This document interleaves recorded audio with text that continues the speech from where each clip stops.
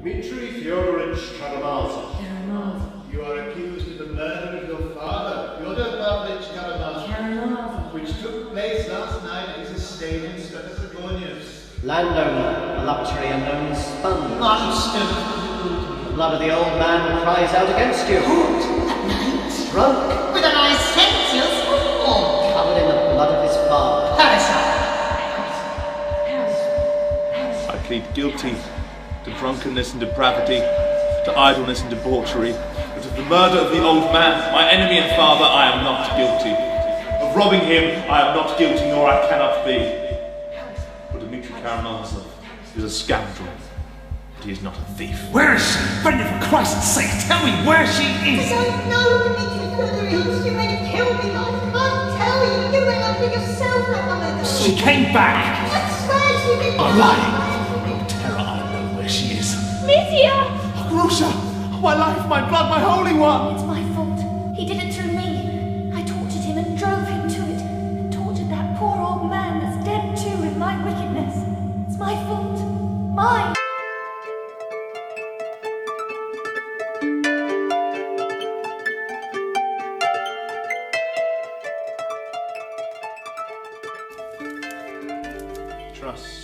Trust, young dreamer, not thyself.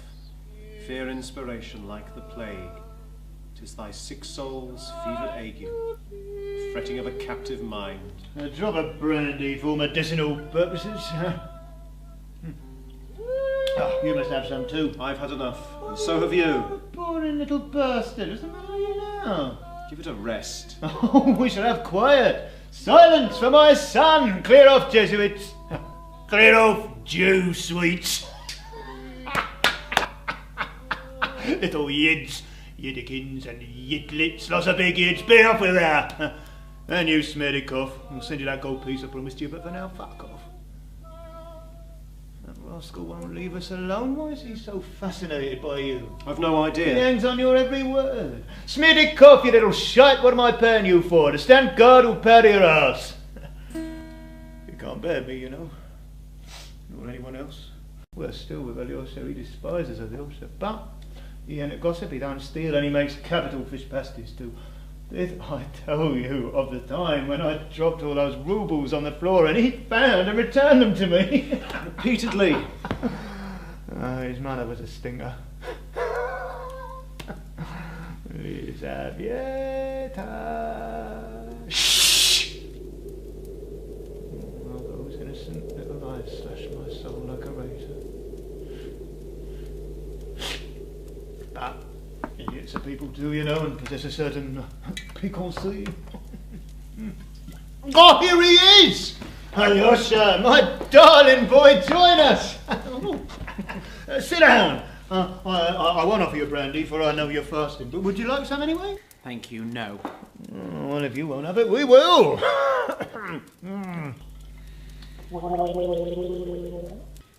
Oh, well, wait. Have you eaten? Yes, though I should be pleased to have some hot coffee. Oh, bravo, my darling. He'll have some coffee. Does it want warming? No, it's boiling. My Smerdyakov is an artist at coffee. But stay. Didn't I tell you this morning to come back from that blasted monastery of yours with mattress, pillow and all? And have you brought your mattress? No, I haven't. But you were frightened though, weren't you? Huh? You were scared I might make you, go on, admit it. Oh, there, my darling, I couldn't do anything to vex you. Do you know, Ivan, I can't resist the way he just looks me straight in the face and laughs. It makes me giggle all over. Alyosha, let me give you my blessing, a father's blessing. Just sit still. Sit still, I'll just make the sign of the cross from here. Smerdyakov! Smerdyakov, bring more brandy. Stew, wait. My Smerdyakov will give you his views on God, religion and the world in 4 billion verses. Do you know how he spends his time now? Learning lists of French words by heart. He got a little exercise book under his pillow with all the French words written out in Russian letters by someone. Come along in here, my boy, and bring your beloved ass with you. Where is he? That he be having a fit. They're getting worse, aren't they? His fits. They used to be once a month at most. Aye, well, 'tis the devil's punishment, I'm sure. Soup maker. Oh, Russian women, generally speaking, want Russian. Why else would he have sent us so many birch trees? A successful marriage always begins with a good spanking, as certified by Monsieur le Marquis de Sade. If only you knew how I hate Russia. That is not Russia, but its people. You know what I like? I like wit. That's enough. I will have one more. And another, and then I'll stop. Alyosha, tell me, do you believe I'm nothing but an old buffoon? No, I don't believe that. No, I believe you don't, but not Ivan. Ivan is supercilious. Oh, I'd make an end of your monks, though. Take all that mystic stuff and shove it up their chimneys, suppress so the truth may prevail and we can all get rich. Amen. If the truth prevailed, you'd be the first to be robbed and suppressed. Alyosha, tell me, is there a God or not? There is. Ivan? No, there is no God. Is there immortality of some sort? Just a little tiny bit, Ivan? There's no immortality either. None at all? None at all. Well, perhaps there is just something. Anything is better than nothing. Absolute nothingness. Alyosha, is there immortality? There is. God and immortality? Yes. Yeah, it's more likely Ivan's right. Oh, good Lord, to think what faith, what force of all kinds man has lavished for nothing on that dream, and for years and years and years. Who is it laughing at mankind, Ivan? Me. Why are you laughing? Be serious now, I want to know. Well, then it must be the devil. Oh, but does he exist? No, there's no devil either. Oh, it's a pity. Damn it all, what wouldn't I do to the man who first invented God? Hanging would be too good for him. There'd be no civilization if they hadn't invented God. And no brandy either. Stop, dear boy. One more little drop. Look, I've heard Alyosha's feelings. You're not angry with me, Alyosha, my dear little Alexei. No, I'm not angry with you. I know your thoughts, and your heart is better than your head. My heart better than my head, is it? Oh, and that from you. Ivan, you're here. Do you love Alyosha? Yes. Good. You should. But I love you as I love Alyosha. Don't think I don't love you too. More brandy. Listen, Alyosha, I know I was rude to your father Zosima this morning, but I was upset.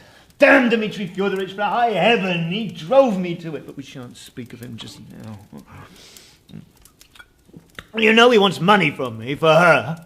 And he owes me, I can prove it. He owes everyone. The old town echoes with his debaucheries. There was an honourable ex-officer living near here, saddled with numerous family and immense debt, and 3 weeks ago Dmitry Fyodorovich seized him by the beard in a tavern, dragged him out onto the street and beat him in front of everyone. And why? I'll tell you why. I ain't ashamed. It was all because Mr. Captain Snegiryov had been acting as an agent in a little business of mine, and Dmitry Fyodorovich found out, so he beat him within an inch of his life. That's how much my own son hates me. He wants to get his hands on my enchantress. Wants to open her golden fortress with a diamond key, for she is virtuous, boys. Yes, she is. Oh, the arch of her foot. What I wouldn't do to run my tongue along that curve. Ivan, I have begged you for Christ's sake to go to Chemashnia for a day or two, and you won't go. Why? I'll go tomorrow if you're so set upon it. No, you won't. You want to keep an eye on me, spiteful fellow. That's why you won't go. Your eyes are contemptuous. They look at me and say, you ugly old drunkard. Why? Alyosha don't despise me. Alyosha looks at me and his eyes shine. Alexei, you mustn't love Ivan anymore. Don't be ill-tempered, Father. All right. Oh, my head aches. Take away the brandy, Ivan. I won't ask you again. Don't be angry with a feeble old man. I know that, strictly speaking, I've played you all false, abandoned you as children, cheated your mothers, etc., etc. Or that is your mother and Mitya's mother. Or is Mitya's mother your mother? No, don't tell me. You two are from the same womb. Mitya, an earlier model, and Smerdyakov is from the womb of a sow. But pigs are women too. Remember that, boys? I never found a woman ugly in my life. That's been my rule. I'm very inclusive. The very fact that she is a woman is half the battle. You go to Chemashnia, Ivan, and I will come and bring you a present. Also, you a little wench there who's still running around barefoot. I'm old. old? No. Too old for anything but love. No, you do not love me. Don't be angry with me all the same, for age must surely let me off the hook. Hooks?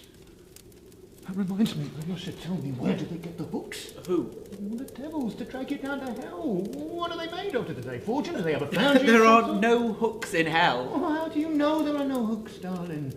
When you live with your monks a while longer, you'll sing a different tune, no? You're like an angel, aren't you? Nothing touches you, and I dare say nothing will touch you there. That's why did you go, see? Because I hoped you might pray for me, for I feel that you are the only creature in this world who has not condemned me. My dear boy, I feel it, you know, I can't help feeling it. Where is she? Bloody old cunt! He'll kill me! He'll kill me! Don't let him get me! She's here. Grushenka! I saw her turn towards the house just now, but I couldn't catch her. Where is she? Where is she? Stop him! Stop him! Throw him to the floor! Why don't you run after him? He'll murder you outright! And Alyosha, she must be here. Nonsense! You know she isn't! She might have come in through the front door. You know it is locked and you yourself had the key! Hold him! He's been stealing money from my bedroom. I've done no such thing! And even if I had, it wouldn't be stealing. It's my entitlement, my mother's legacy. Your mother? Be silent! Where is she? Is your father's blessing nothing to you? And if I curse you, what then? Eh? Your blessing means nothing to me. You're my father in blood only, and of that connection I am heartily ashamed. He says that to his own father. His father! What would he be with others? You tried to have me jailed, you shameless old sinner! You sent an agent in the form of some desperate, disgraced old captain to go to Grushenka and try to persuade her to take the IOUs I signed for you, so that you could sue me for the money if I continued to pester you over the settlement of Mother's inheritance. You incited her to captivate me. She told me to my face. She told me the whole story and she laughed at it. Told me how you tried to force your attentions upon her and she laughed at you for that as well. Do you hear? She laughed at you. If you were not my son, I would challenge you this instant to a duel at 3 paces with pistols across an handkerchief. I thought that I would return to the town of my birth with the angel of my heart, my betrothed, to cherish him, this foul old bastard in his old age. Angel of your heart!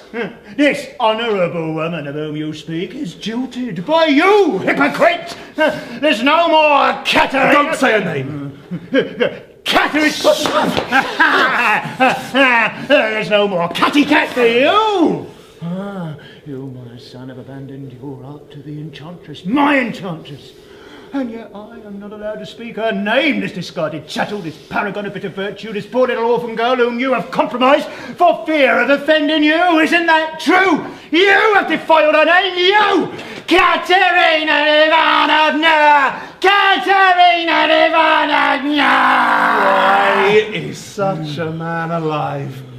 Tell me, how can he be allowed to go on defiling? Listen to the parricide! Madman! You killed him! Serves him right. He's not fully dead. I'll come back later and finish the job. You can't protect me. Beware, old man.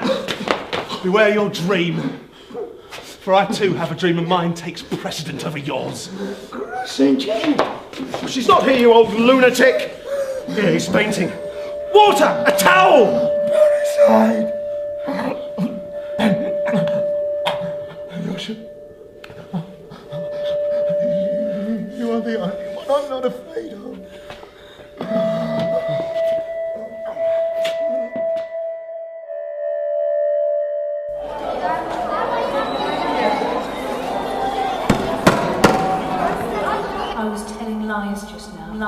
Lies just now. Lying against my honour and my conscience. I wanted to save him, for he has hated and despised me so. And he only wanted to marry me because I inherited a fortune. I always suspected it was for that. But he is a brute. I tried to conquer him with my love, a love which knew no bounds. I even tried to forgive his faithlessness, but he understood nothing. It was he killed his father. He wrote to me saying he would do it. Here, do you see? I shall kill myself, but first of all that cur. His words. I shall tear the 3,000 from him and fling it to you. He keeps it under his mattress tied up with a pink ribbon. Though I have been a scoundrel to you, I am not a thief. Dmitry Karamazov is not a thief, but he will murder his thief. Dmitry Karamazov is a murderer. He will murder his father, and ruin himself rather than endure your pride. And he doesn't love you.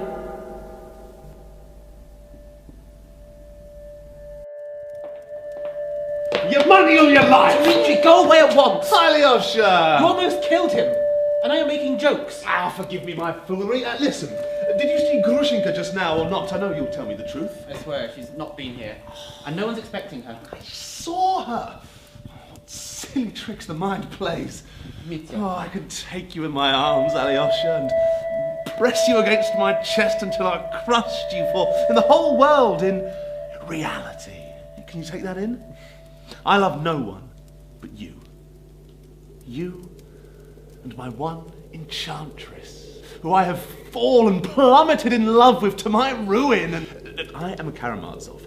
And when I leap into that pit, I go headlong with my heels in the air, and I am delighted to be falling in such a degrading attitude. Would he purge his soul from vileness and attain to light and worth, he must turn and cling forever to this ancient Mother Earth. But how? Everything in this world is a riddle.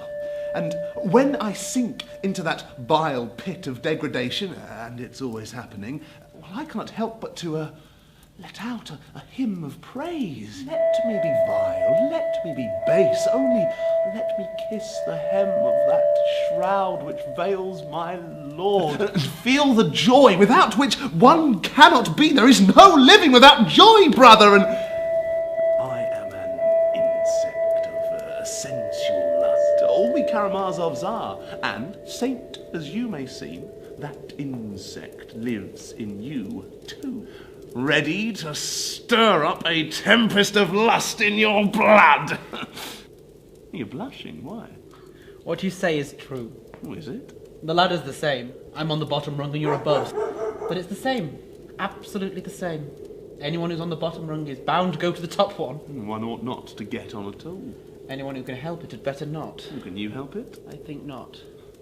Alyosha, I could kiss your hand. You touch me so. That Grushenka has an eye for men. She told me she'd like to devour you, you know that? You haven't met my enchantress yet, have you? But when the time is right... Dmitry, stop! You're still betrothed to Katerina Ivanovna.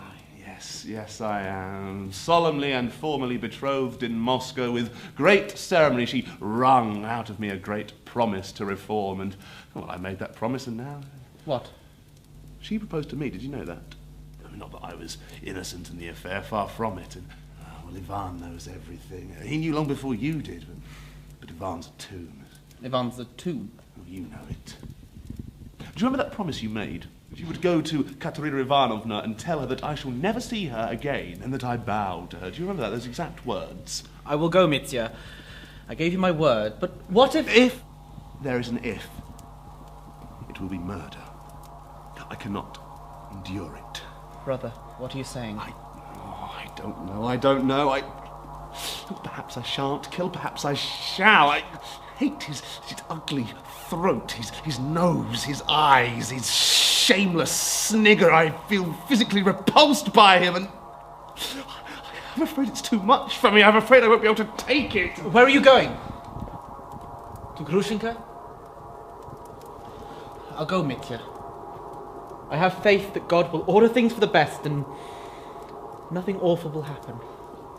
And if that is true, Alyosha, I shall believe in miracles too.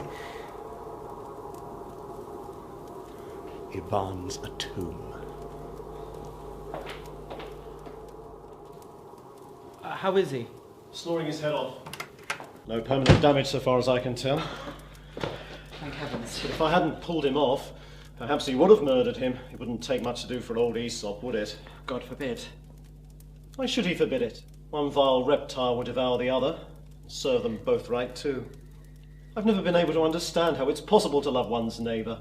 In my opinion, one can only love those who are far away. It's a miracle, actually, that family killings are not more common. But then we may put that down to the morality of immortality, may we not? You believe there can be no virtue without the promise of immortality? Truly? Absolutely. Well, that explains... What? Even if you do not accept God, you must have faith in something, in people. Ah, yes. Humanity must find in itself the power to live for virtue even without believing in immortality. It must find it in the love of freedom, in equality, in fraternity.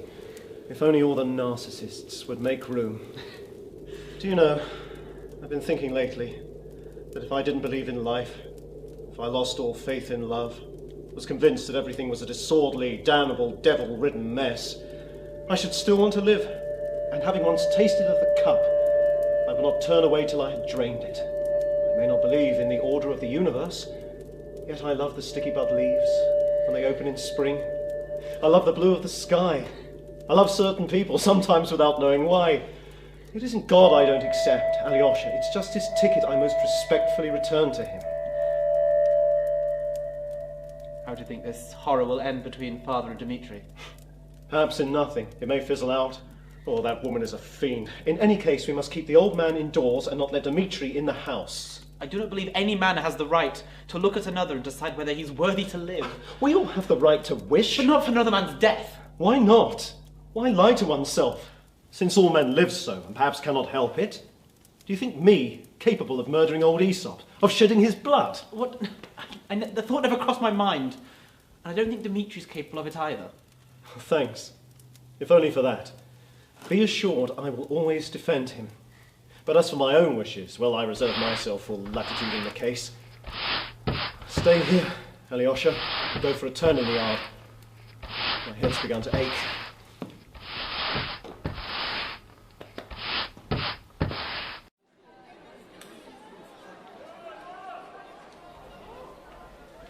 I do not remember my feelings on that day. Everyone had started to shout that he had killed his father, and I felt that I must be the guilty one, that he had killed because of me, that I had tortured him, driven him to it, and tortured that poor old man that's dead too, in my wickedness. But when he said he wasn't guilty, I believed him immediately. And I still believe him now, and I will always believe him. He is not the sort of man to tell a lie.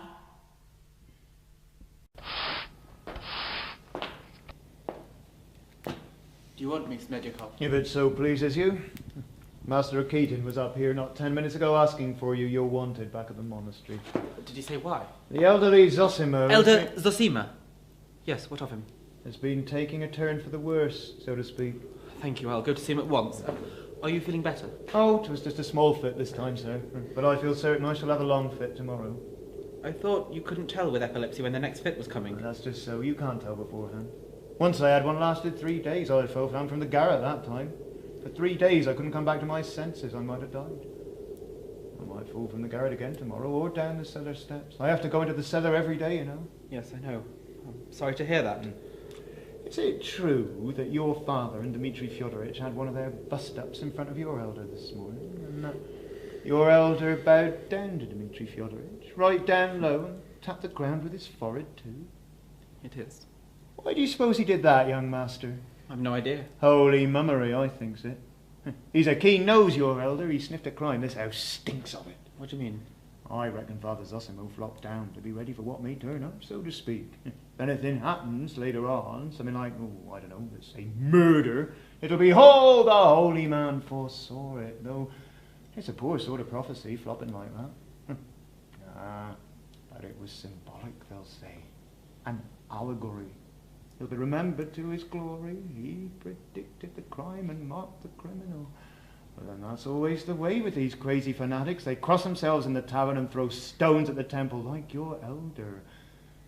He takes a stick to a just man and falls at the feet of a murderer. What murderer? What do you mean? What murderer? As if you didn't know. Why, I bet you've thought of it already, haven't you? Come, you always tell the truth. Have you thought of it or not? Yes, I have. What, are you really? Well, not exactly, but directly as you began speaking, so I fancied I thought of it myself. You see? Well, what has led you to see all this? Why are you so interested? Don't no interest, gentle sir, except for the saving of my own skin. You're a quiet one, Alexei Fyodorovich. A real saint. But the devil only knows what you've thought about and what you know already. You're pure, see, but you've been down to the depths. I've been watching you a long time, I know. You're a Karamazov, ain't you? A thorough Karamazov, no doubt. Birth and selection have something to answer for. You're a sensualist like your father, a crazy saint like your mother. Why do you tremble? Is it true, then?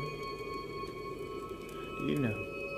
Miss Grushenka has been begging me to bring you along to her. I'll pull the cassock off him, she says, down on her knees. Oh, she's the devil in her, that girl. But then, don't we all? Thank her, but tell her I'm not coming. Dmitri Fyodorovich pesters me, you know, sir. Harasses me in a merciless way. What news, he'll ask. What's going on in there? Who's coming and going? Several times now he's threatened me with death. With death? Do you suppose he'd think twice with his temper? He says that if I let Miss Grushenka in and she passes the night with his their father, I'll be the first to suffer for it. I ought to go to the police if I weren't so afraid of him. God only knows what he might do. I'll crush you in a mortar, he says to me the other day, with a pestle. Crush them bones to powder. I'm sure it's just high talk. I'll speak to him next time I see him. Don't you betray me, sir. Of course not. He is laughing at you, sir. He is laughing and enjoying himself at your expense.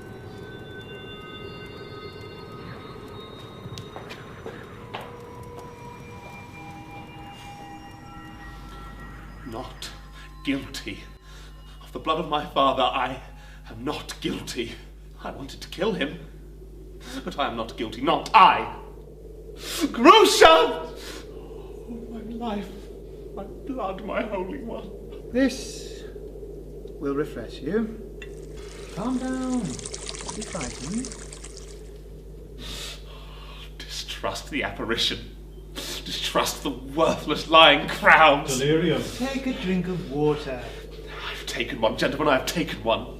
So you positively assert that you were not guilty of the murder of your father, Fyodor Pavlich? I am not guilty.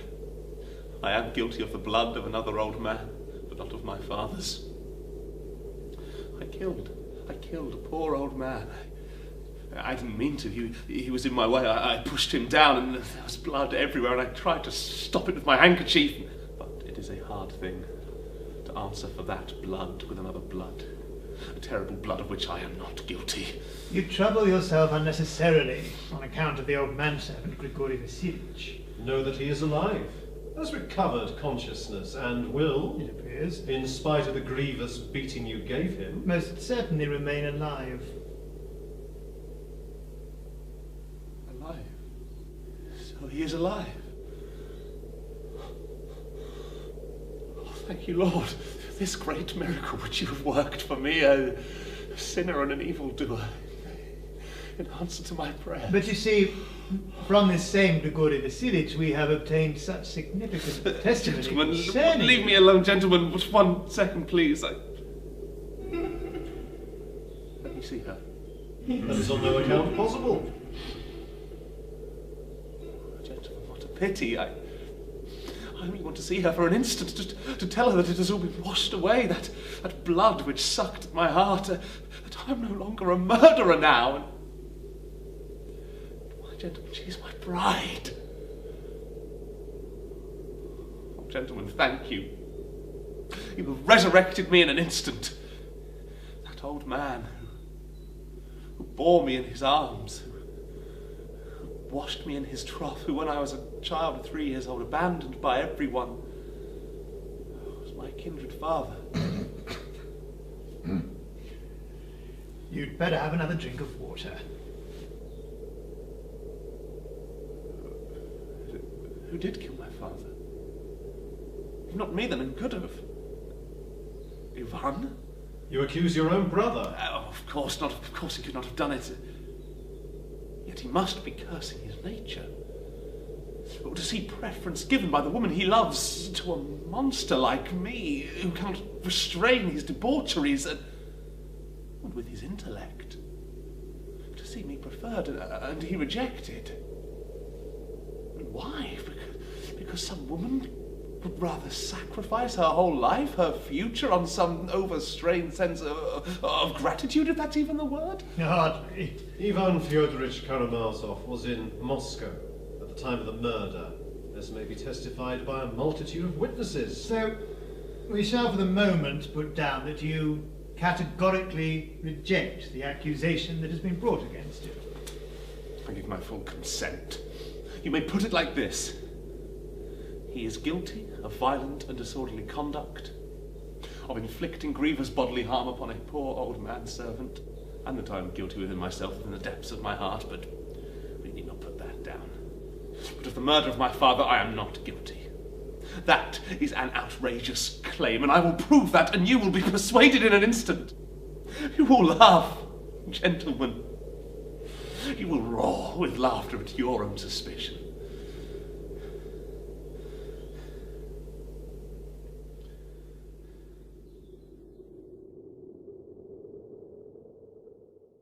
Hail, quiet one. Hail, dear one. Here you are. I knew that you would come. What is it? Oh, do not grieve. You see, here I sit in discourse, and perhaps I shall live another 20 years yet. Did you see your brother, the older one, to whom I bowed? I did.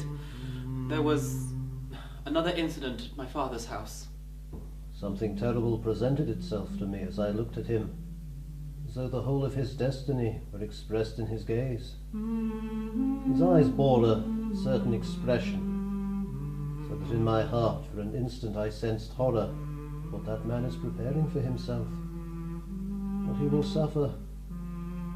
On one or two occasions in my life I have seen a similar expression on the faces of a few. It seemed to betray the entire destiny of those men, and their destinies, alas, were accomplished. Father and teacher, your words are too obscure. What is the suffering you speak of? Do not inquire. Perhaps you may still have time to prevent something terrible. I sent you to him, Alexei, for I thought your brotherly face would help him. You, Alexei, many times in my life have I silently blessed you for your countenance. Know that. Father, let me stay here. I cannot do so. You are needed there, out among the discord where the devils are at large. You do not belong here. You must feel that. And as soon as God sees fit to let me pass away, you must leave the monastery, travel, marry. And I do give you my blessing for your great task of obedience in the world at large. Many are the adversaries you will face, but even your enemies will love you. Many are the misfortunes that life will bring you, but even then you will be happy, and you will bless life and make others bless it with you, for that is your nature. Whoever loves human beings loves their joy, and all that is true and beautiful in this world is always full of universal forgiveness. What are our deeds? Begin your work, gentle one, begin it. Do you see our son? Do you see him? I'm afraid. I dare not look. Do not fear him. He is terrible in his greatness, awful in his sublimity, but infinitely merciful. Heaven lies hidden within all of us, dear one. Here it lies hidden in me now, and if I will it, it will be revealed to me tomorrow, and for all time. Before we continue with the interrogation, I should like to hear from you a confirmation of the facts submitted in evidence that you apparently did not like the deceased Fyodor Pavlovich and were engaged in some sort of perpetual quarrel with him. Apparently you were so good as to state that you even wanted to kill him. Did I say that? Oh, I may very well have, gentlemen. For I wanted to kill my father many times, unfortunately. You wanted to? Would you consent to explain what motives precisely led you to such a sentiment of hatred for your parent? What is there to explain? I have never concealed my feelings. I mean, only lately I declared them in Father Zosima's cell. I then went back that very evening and beat my father. I almost killed him and swore I'd come back to finish the job before witnesses. Oh, 1,000 witnesses. You see, for the last month I've been shouting it aloud. Anyone can tell you that. I understand, gentlemen, that there are terrible facts against me in this case, that I've been telling everyone for the past month I wanted to kill him. Then all of a sudden, he is killed, so it must be me. I can make allowances, gentlemen. I'm quite able to make allowances, for who else could have murdered him if not I? That's what it comes down to, isn't it? But what I want to know, what I insist on knowing, where was he killed? How was he killed? How and with what? Tell me. We found him lying supine on the floor of his study, with his skull broken. Gentlemen, that is terrible. We shall continue. What was it that guided you in your feelings of hatred? I believe you publicly declared it was an emotion of jealousy. Well, yes, jealousy, but not jealousy alone. Arguments about money. Yes, those two. I believe there was an argument about the 3,000 you claimed had not been paid to you, according to your inheritance. What do you mean 3,000? It was more than 6, more than 10,000. I had reconciled myself to 3,000. I needed that 3,000 to the point of murder. So, that 3,000 that was hidden in his envelope underneath his pillow, ready for Grushenka, I considered that having been stolen from me. You see, gentlemen, I really considered that my property. Permit me to confirm one small fact that is very interesting to us, namely concerning those 10 roubles which yesterday at around 5 o'clock you borrowed against the pledge of your pistols from your friend Piotr Pechotin. I pawned them for 10 roubles. What more can I say? As soon as I returned to town from my journey, I pawned them. So you had returned from a journey? You'd been out of town. I'd been on a journey of 40 versts. Did you not know? How about beginning your story with a systematic description of the whole of the way you spent yesterday, starting from the morning? If you wanted the whole story, you should have asked me from the very beginning. And, if you like, I will begin not yesterday, but the day before yesterday, and in the morning, so you can understand where, how, and why I walked and travelled. On the morning of the day before yesterday, I went into town to visit a merchant named Samsonov, in order to borrow 3,000 roubles in cash under the most reliable security. It was a sudden necessity, gentlemen, a sudden necessity. Why precisely 3,000 roubles? Why? Why do you think? Gentlemen, you will throw the Almighty himself off balance with questions like that. Gentlemen, we are gathered here as men of noble intention. Therefore, let everything between us be founded on the mutual trust of men of dedication and mercy, bound together by noble birth. Agreed. But nevertheless, it is an important question. Why did I require 3,000? I had to pay off a debt. Ah, to whom precisely? That I positively refused to answer. I wanted to pay off a debt of honour, but to whom I shall not say. You have a perfect right not to answer the questions that are being put to you now, while we, on the other hand, have no right to force answers from you. But I would like to draw your attention to the degree of harm you may bring upon yourself by refusing to do so. Continue. Is this object familiar to you? You forgot to mention it. What purpose did you have in mind when you furnished yourself with such a weapon? Weapon? None. I grabbed it as I ran off. But why? If you had no purpose? In order to fend off dogs or some such, you know, in the darkness, just in case. And were you previously in the habit of taking some weapon about with you when you went out at night? Have you always been so afraid of the dark? A fig for the pestle! You may put it like this.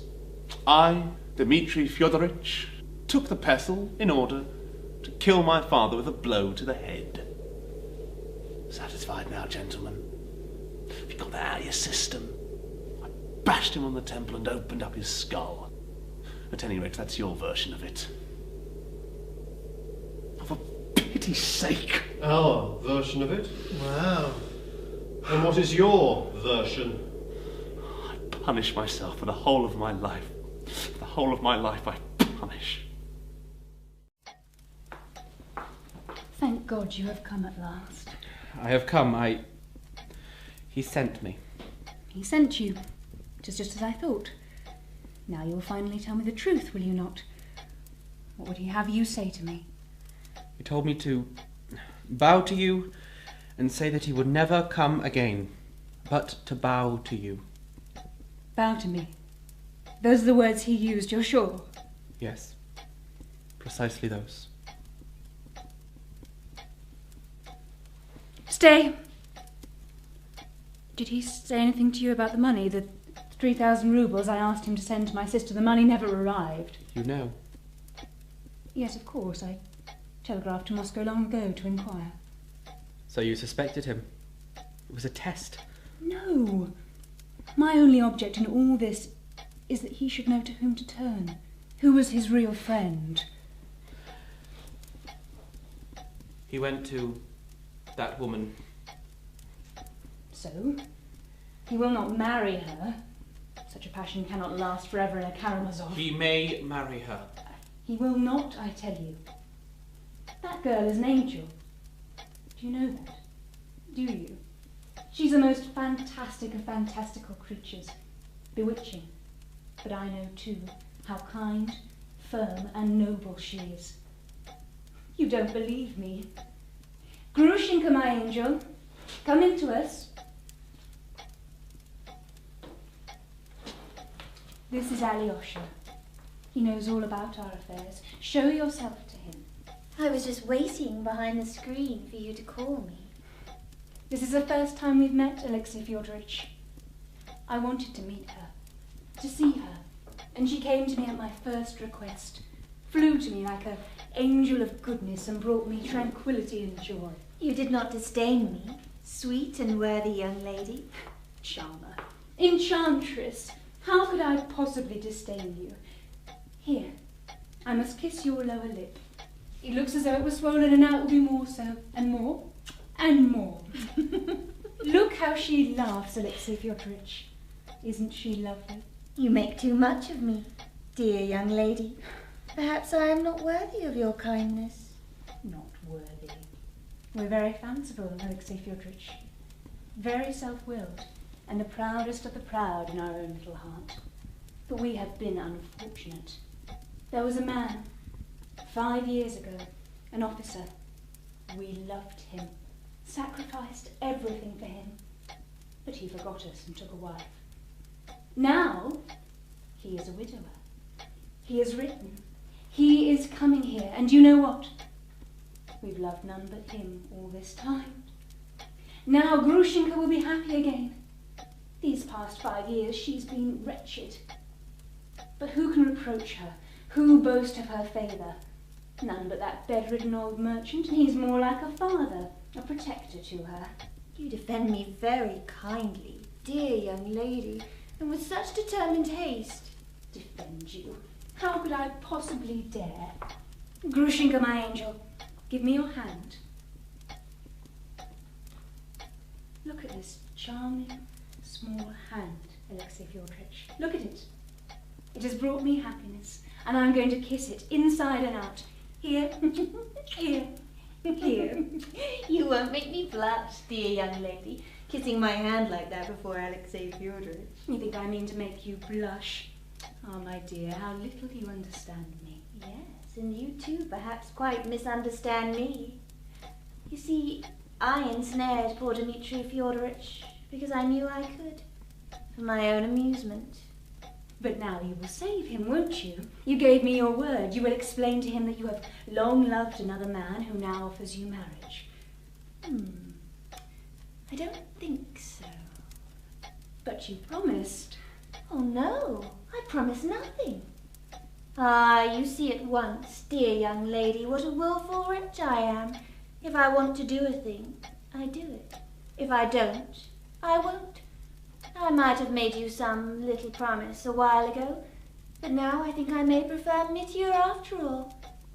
I liked him very much once. For almost a whole hour. Just now you said something quite different. Ah, just now? But what if when I go home I feel differently? I'm such a soft-hearted, silly creature. Only think of what he's gone through on my account. And you see, I'm so fickle. I never expected you to go back on... Oh, young lady, how good and generous you are compared with me. Give me your sweet little hand. Angel lady, you kiss my hand 3 times, but I ought to kiss yours 300 times to be even with you. Oh, what a sweet hand you have, dear young lady, you incredible beauty. Do you know, after all, I think I won't kiss your hand. As you please. What's the matter with you? For then you shall be left to remember that while you kissed my hand, I did not kiss yours. And how Mitya will laugh. Dirty vixen, out! For shame, young lady, for shame. It's unbecoming to you using language like that. Go away, you insolent creature for sale! For sale, indeed. But didn't you visit a gentleman at dusk for money once and bring your beauty for sale? You see, I know. He told me. No, not a step, not a word. Don't answer her, don't speak. She'll go away. She'll go away at once. Of course I'll go. Alyosha, darling, see me home. Go away. Go away, make haste. Dear little Alyosha, won't you see me home? I've got such a pretty little story to tell you along the way. See me home, darling. You'll be glad of it afterwards. You will come to me, dear Alyosha, when the moment is right. You will come.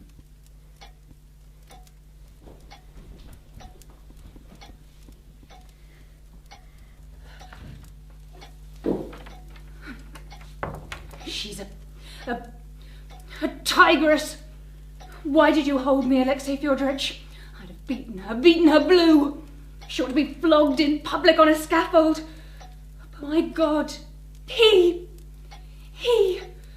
to think that he could be so dishonourable, so inhuman.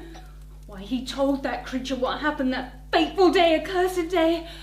I was forced by circumstance to bow down to him. You brought your beauty for sale, dear young lady. She knows it. Your brother's a scoundrel, Alexei Fyodorovich. Katya. I am his betrothed. He may not break with me unless I am in agreement, and I will not give my consent. I will not. I don't even know whether I still love him. I feel pity for him. That's a poor sign of love. I ought to hate him. Alexei Fyodorovich, I have come to a decision. It may perhaps be a terrible one for me, but I can foresee nothing that will induce me to change my mind, nothing. I feel sure that you will approve and commend it, Ivan Fyodorovich, with your generosity and deep insight into the human heart. No doubt I shall. But I should like Alyosha to tell me whether I am right. For his approval will bring me peace, I feel that. I am not quite sure what you're asking of me. I only know that at this moment I wish for your happiness more than my own. The chief thing in this life is honour and duty and something higher. I don't know what, but something higher perhaps even than duty. I am conscious of an irresistible feeling in my heart, and it is this induces me onwards. I have decided that even if he marries that brute creature whom I never shall forgive, even then I shall not give him up. I will watch over him unceasingly all my life. When he grows unhappy with her, as he is bound to do, let him come to me, and he will find a friend, a sister, only a sister of course, and so forever. But he will learn at last what it is to be truly loved by a woman who has sacrificed all of her life to him. I will insist on his confiding everything to me. I will be a god to whom he can pray. That at least he owes me for his treachery. And let him see at last that I will be true to him and the promise I gave him all my life, in spite of his being untrue to me. I will become nothing but an instrument for his happiness, and that for my whole life. Do you not approve, Ivan Fyodorovich? I do. From anyone else, this moment would have been affected and overstrained, but from you, no. Any other woman would have been wrong, but you are right. This is only how you feel at the moment. And what does the moment stand for? Nothing but today's insult. Quite so. Quite so. In anyone else, this moment would be due only to today's misfortune and would not last. But with Katerina Ivanovna's character, you may be sure that she shall carry it with her for the rest of her days. Your life, Katya, will henceforth be spent in painful introspection. But in the end, all that suffering will pass into the sweet, satisfying contemplation of your own heroism. What a triumph for you. Alexei Fyodorovich, now you must speak. I excruciatingly want to know what you will say to me. There's nothing that I'm upset. I don't seem to be able to sleep anymore, but by the side of two friends such as you and your brother, I feel strong. For I know you two will not desert me. Unluckily, I'm obliged to go to Moscow tomorrow. And unluckily, it's unavoidable. Tomorrow? To Moscow? But dear me, how fortunate! Not fortunate that I'm losing you, of course, I am only too unhappy at such a thought. But what is fortunate is that you yourself, in person, will be able to convey to my aunt and Agasha all of my present horrible dilemma. Oh, I am glad! And what about Alyosha and his opinion you were so desperately anxious to hear? I have not forgotten. Why are you being antagonistic all of a sudden? I meant what I said. I must have his opinion. More than that, I must have his decision. See how anxious I am for your words, Alexei Fyodorovich. What's the matter? I couldn't have believed it. I can't understand. What? He is going to Moscow and you cry out that you are glad. Well, that was acting. You were playing a part. You performed it as if you were acting in a comedy at the theatre. At the theatre? I don't know what you mean. Though you assure him that you are sad to see him go, you persist in telling him to his face how fortunate it is that he's going. What are you talking about? I don't understand. Alyosha. I scarcely understand myself. I seem to see it in a flash. You don't love Dmitry at all. You never have done. And Dmitry in return has never loved you, only esteemed you. I don't know how I dare to say all this, but someone has to tell the truth. No one here will. Call Dmitry. I'll fetch him. And have him come here and take your hand and Ivan's and join your hands. For you are torturing Ivan simply because you love him. And torturing him simply because you love Dmitry through self-laceration, through an unreal love which you have convinced yourself is real, simply because you cannot stand to lose. You're a little holy fool, that's what you are! You're mistaken, my good Alyosha. Katerina Ivanovna has never cared for me. She has only kept me at her side as a means of revenge for all the insults she has endured from Dmitry. Nothing more. That is what her heart is like. I am going now, Katerina Ivanovna, but believe me, he is the one you love. The more he insults you, the more you will love him. That is your laceration, your hysteria. If he reformed, you'd give him up at once. But you need him by your side so as to contemplate continually your own heroic fidelity. And it all comes from pride, from delight and satisfaction at self-abasement. Goodbye, Katerina Ivanovna. You can't be angry with me, for I am 100 times more severely punished than you, if only for the fact that I shall never see you again. Ivan, come back! No. Nothing will induce him to come back now. And it's all my fault. All my fault. I began it. But he spoke wrongly and angrily, unjustly and angrily. He must come back. You have done no harm, Alexei Fyodorovich. You behave beautifully, like an angel. Katerina Ivanovna, I'm sorry, but I must go after my brother. Stay. Just for a moment, please. I have a great favour to ask of you. A week ago, Dmitry Fyodorovich was guilty of a hasty and unjust action against an employee of your father's, a former captain. Did you hear about this? I made inquiries about his victim and find that he is quite a poor man. I wanted to ask you, my dear Alexei Fyodorovich, to go to him and delicately, carefully, as only you know how to manage, give him these 200 rubles as a token of sympathy from Dmitri Fyodorovich's betrothed.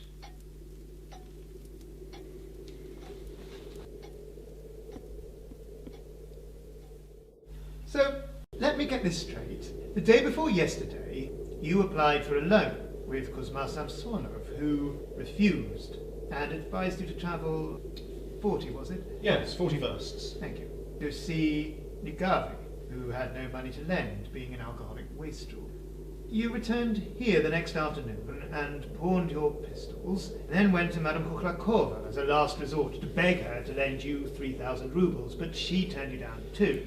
You then stumble upon a servant of Samsonov who tells you that Grushenka has disappeared, whereupon you fly into a fury and assume that she is at your father's. You steal a pestle from Grushenka's maid, Fiodor, with what motive we may only guess, climb the fence into your father's property, establish through the window that she is not after all with your father, and then, while making your escape, you run into Grigory, whom you hit upon the head with the pestle and leave for dead, covering yourself in blood in the process. You then go once more to Fenya, dripping in blood, according to her testimony, to establish Grushenka's true whereabouts and find that she has gone to Mokraya to meet an ex-lover, whereupon you decide to go after her and kill yourself.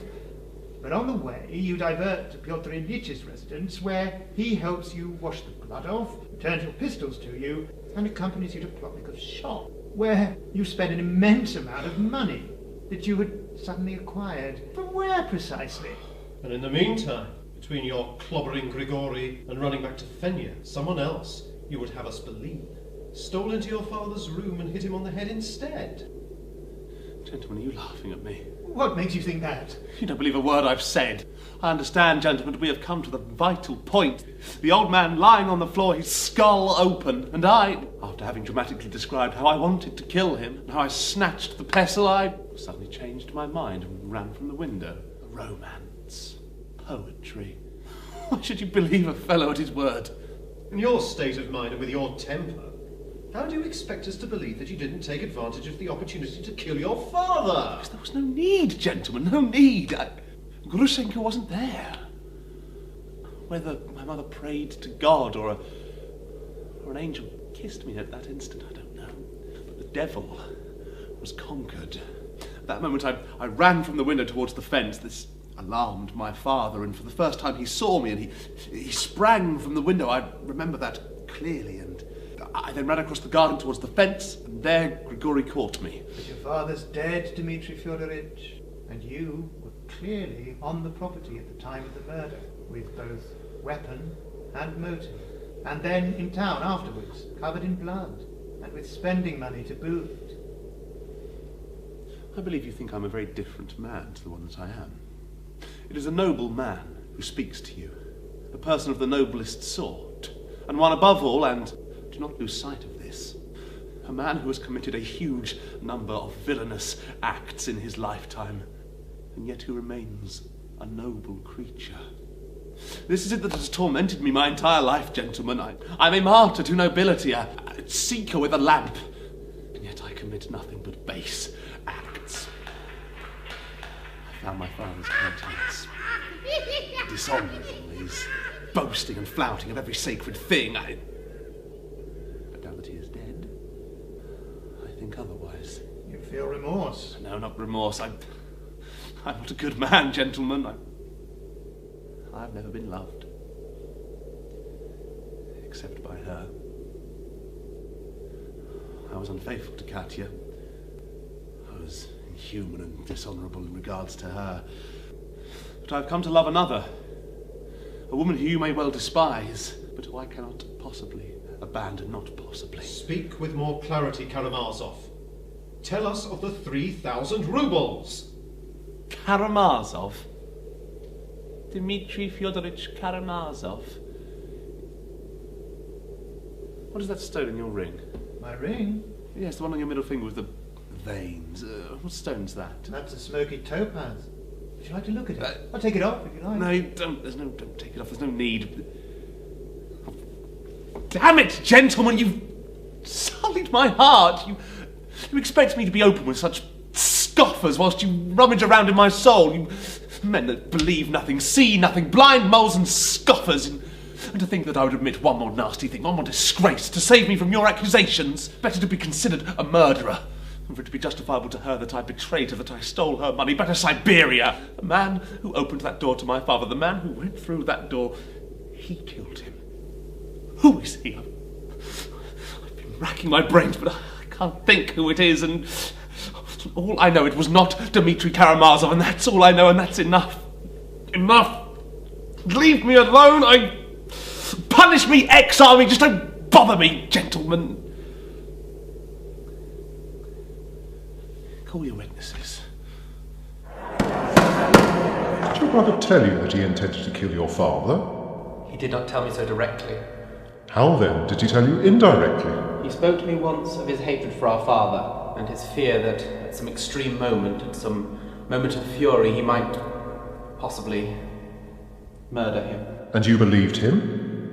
I'm afraid that I did, although I never doubted that some higher feeling would save him at the fatal moment, as indeed it has done, for it was not he that murdered my father. Your peculiar view of the whole tragic episode is known to us already from the preliminary investigation. I won't attempt to conceal from you that it is highly individual and contradicts all the other evidence collected by the prosecution. So we think it essential to press you to tell us what facts have led you to this conviction of your brother's innocence, and of the guilt of another person against whom you gave evidence at the preliminary inquiry.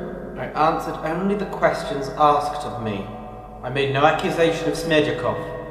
Yet you gave evidence against him. I was led to do so by my brother Dmitry's words. I believe absolutely that he is innocent, and if he did not commit the murder, then... Then Smerdyakov? Why Smerdyakov? And why are you so completely persuaded of your brother's innocence? I cannot help believing my brother. I know he wouldn't lie to me. I saw from his face that he was not lying. Only from his face? Is that all the proof you have? I have no other proof. And of Smerdykov's guilt, you have no proof whatever, but your brother's word, and the expression of his face. I have no other proof.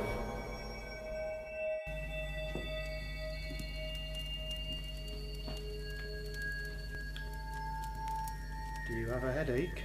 No. Yes, you do. Very well, I have a pain in my forehead. I'll put a wet towel on my head, and then perhaps you'll vanish into the air. Charmant.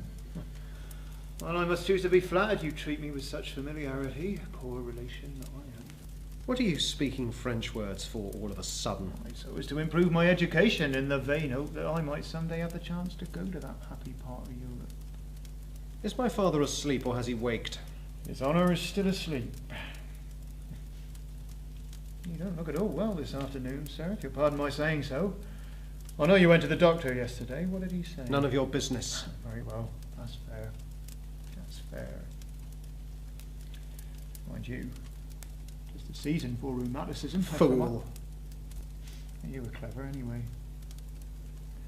You know, I had such an attack of la rhume last year that I still remember it to this day. Can the devil have a rheumatism? Why not? I put on fleshly form and take the consequences. Go away, Smerdyakov. I'm not in the mood for your humour today. Your nerves are out of order. Not a bit. I'm in perfectly good spirits, if you must know. Why don't you go to Chermashnya, sir? Why should I? Why? Fyodor Pavlich himself has begged you to. Damn you. Stop faffing and say what you mean. Substantially nothing. It was just a McGinder conversation. If I were in your situation, I shouldn't hesitate. I'd throw it all in rather than stay on in such a position. What position? I hear that you are spying for my father with one eye and for my brother with the other. Why must you meddle? How can I help it? Put yourself in my position, Ivan Fyodorovich. Well, they are both utterly crazy over that woman. No better than children. You'll see, Fyodor Pavlich will get up soon and start worrying at me. Has she come? When will she come? So on until midnight, and then if Grushenka doesn't come, but very likely she doesn't mean to come at all, he'll be at me again tomorrow. Why hasn't she come? When will she come? As though I were to blame for it. On the other side, it's no better. As soon as it gets dark, your brother will appear with gun in hand and threaten me likewise, and every hour of every day they get angrier and angrier, so that I sometimes think I shall die of fright. I feel certain, sir, that I shall have a long fit tomorrow. What do you mean, a long fit? A fit lasting a long time. Perhaps a day or two. You're awfully stupid, you know. Fit more cleverly, or I won't listen. So you persist in expecting something big of me, something fine. That's a great pity, for I only give what I can. Don't talk philosophy, you ass. Philosophy, sir? You're incapable of any ideas of your own. Ah, but I am learning from you, sir. So, you mean to pretend to be ill tomorrow for a few days, eh? If I were able to play such a trick, I should have a perfect right to use such means to save myself from death. Why are you always in such a funk for your life? All my brother Dmitri's threats are hot air, nothing more. He won't kill you. He'll kill me as soon as look at me like a fly, splat! But even more than that, I'm afraid I shall be taken for an accomplice of his when he does something crazy to his father. Why should you be taken for an accomplice? Because I let him know the signal. The secret signal. What signal? The secret signal. You found you speak more plainly. I have a secret with Fyodor Pavlich in this business. As you know, he has these several days past locked himself in his bedroom as soon as night comes on, and will allow only I alone to wait upon him. You look out for Miss Grushenka, says he, till midnight and beyond, and if she does come, you run up the garden and knock at my door or at the window. Knock first twice, rather gently, then 3 times more quickly, and then, says he, I'll open the door to you. The whole universe. No one knew of this signal but myself and His Honour, so that he would open the door without the slightest hesitation and without calling out were he to hear it. But now, Dmitry Fyodorovich knows it too. How dared you tell him? I had to. He threatened to break both my legs.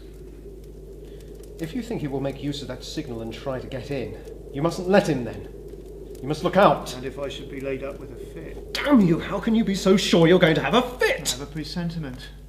Fright alone will bring it on. If you are laid up, Grigori will be on the watch. Let Grigori know beforehand. You'll be sure not to let him in. I should never dare let Grigori Vasilich know about the signal without my master's say-so. Besides, Grigori himself has been ill since yesterday with the lumbago, and Marfa means to rub him in vodka tonight and say a special prayer. And they'll both drink what's left in the bottle and fall asleep. I've seen them do it many times before. And the coast will be clear. Why? It's all as though it were all planned. You'll have a fit and they'll both be unconscious. Are you trying to arrange it so? How could I? And why should I, when it all depends on Dmitry Fyodorovich and his plan? Why should he go to father?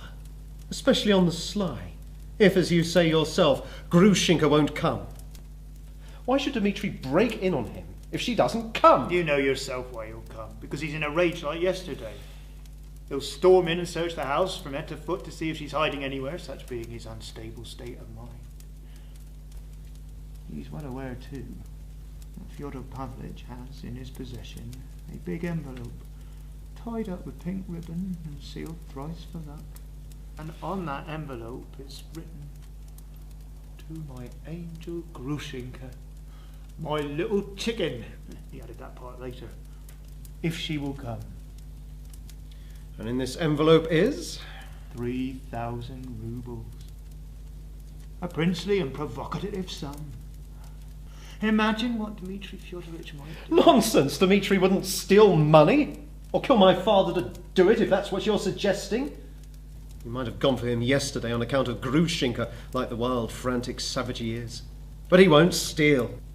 As you say, young sir, I'm sure you're right.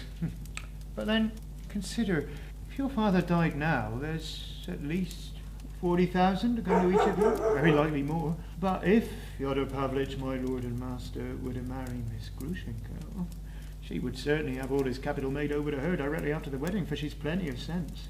And then you can be sure that there'd be not so much as a kopeck left for the 3 of you to inherit on His Honour's inevitable, possibly blissful demise. That lady has only to lift her little finger so, and your papa will run after her to church with his tongue twitching. Dmitry Fyodorovich knows that all too well. Then why on earth do you advise me to go to Chemashnia? If I go away, you can see what will happen here. Precisely so. Why are you grinning like that?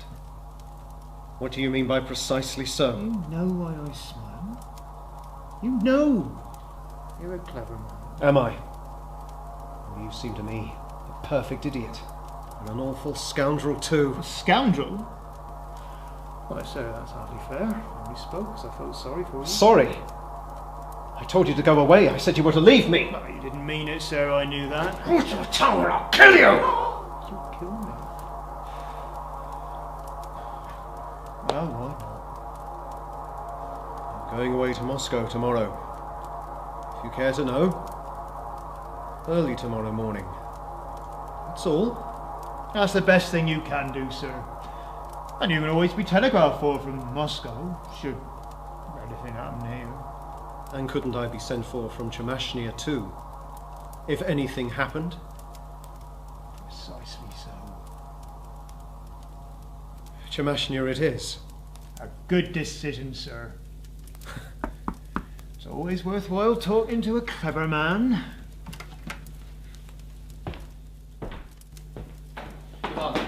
Ivan, I came after you because I wanted to tell you that amongst us there is sin and temptation and injustice, but somewhere on earth there is someone holy and exalted.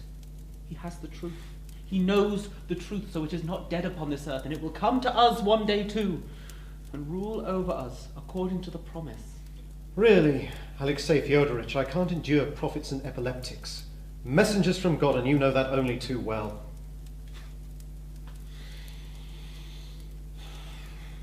How was she, after I left, my beloved Katya? She wept, brother. Never trust a woman's tears.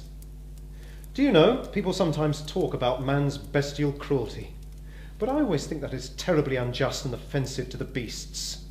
A beast can never be as cruel as a human being, so artistically, picturesquely cruel. I'd like to tell you a little story, if I may.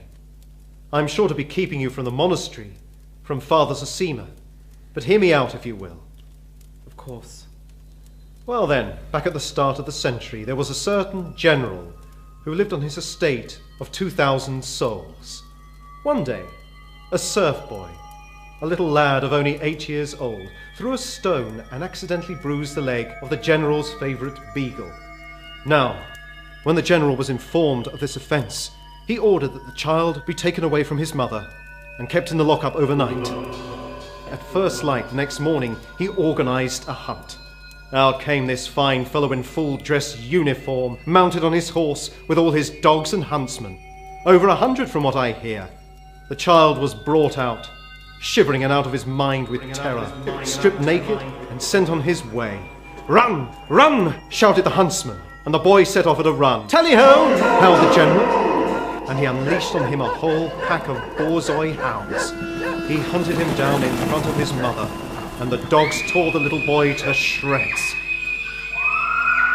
So, tell me, Alyosha, where was your holy and exalted one that day? I want to forgive and I want to accept, but I just can't seem to find the will. You see, I don't want the mother to embrace the torturer who tore her little boy to shreds with his dogs. Let her not dare to forgive him.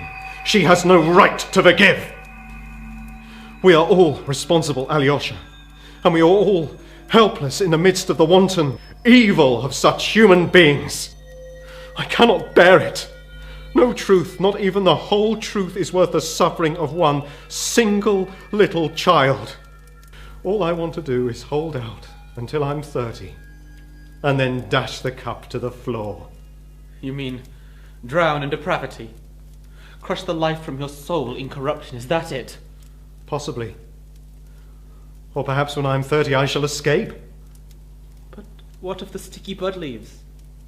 The blue of the sky? The woman you love? How can you love them? With what means? Again, the Karamazovian way. So that everything is lawful, is that what you mean? Is that it? Perhaps. Will you disown me for it? Literary thieving. You stole that from the Grand Inquisitor. My poem. But never mind. I thank you. Listen. If I've really been able to care for anything in this world, it will be because of you. It is enough for me that you are somewhere here. Take it as a declaration of love, if you like. And now, you go to the right and I to the left. And when we next meet, whenever that may be, don't mention a word more on these subjects. And I'll make you a promise in return. When at 30 I want to dash the cup to the ground, I'll come and have one more talk with you. You may be sure of that. Come, go now to your Pater Sosima, for if he dies without you, you will be angry with me for having kept you. Goodbye. Kiss me once more. That's right. Now go! Ivan, poor Ivan. Endure, resign myself. And silent be. We shall continue. Did you notice, when you ran away from the window, whether the door into the garden was open? No, it was not open. It was not. Why, did you find it open? We did. Well, then who could have opened it but you? The door stood open, and your father's murderer undoubtedly went in at that door, and, having accomplished the crime, went out again by the same door. That is perfectly clear. The murder was committed in the room, via the door, and not through the window. That is absolutely certain from the examination that has been made, from the position of the body and everything. There can be no doubt of that circumstance. But it's utterly impossible. I didn't go through the door. The door was shut the whole time I was there. I stood by the window and watched my father through the window. That's all. That's all. I remember it to the last minute, and even if I didn't remember it, it would be exactly the same. No one knew the signals, apart from myself, Smerdyakov, and the dead man. And without the signal, he would never have opened the door. Signals? What signals? So you don't know? Well, what if I don't tell you? From who would you find out? No one knew the signals apart from me, Smerdyakov, and the old man. Oh, and heaven knows it, but it won't tell you. It's an interesting fact. There's a lot you can build on it. Take comfort, gentlemen, I will reveal it. I see you have some foolish idea in your hearts. You don't know the man you're dealing with. You're dealing with a prisoner who will give evidence against himself, to his own detriment. You see, I am a man of honour, and you are not.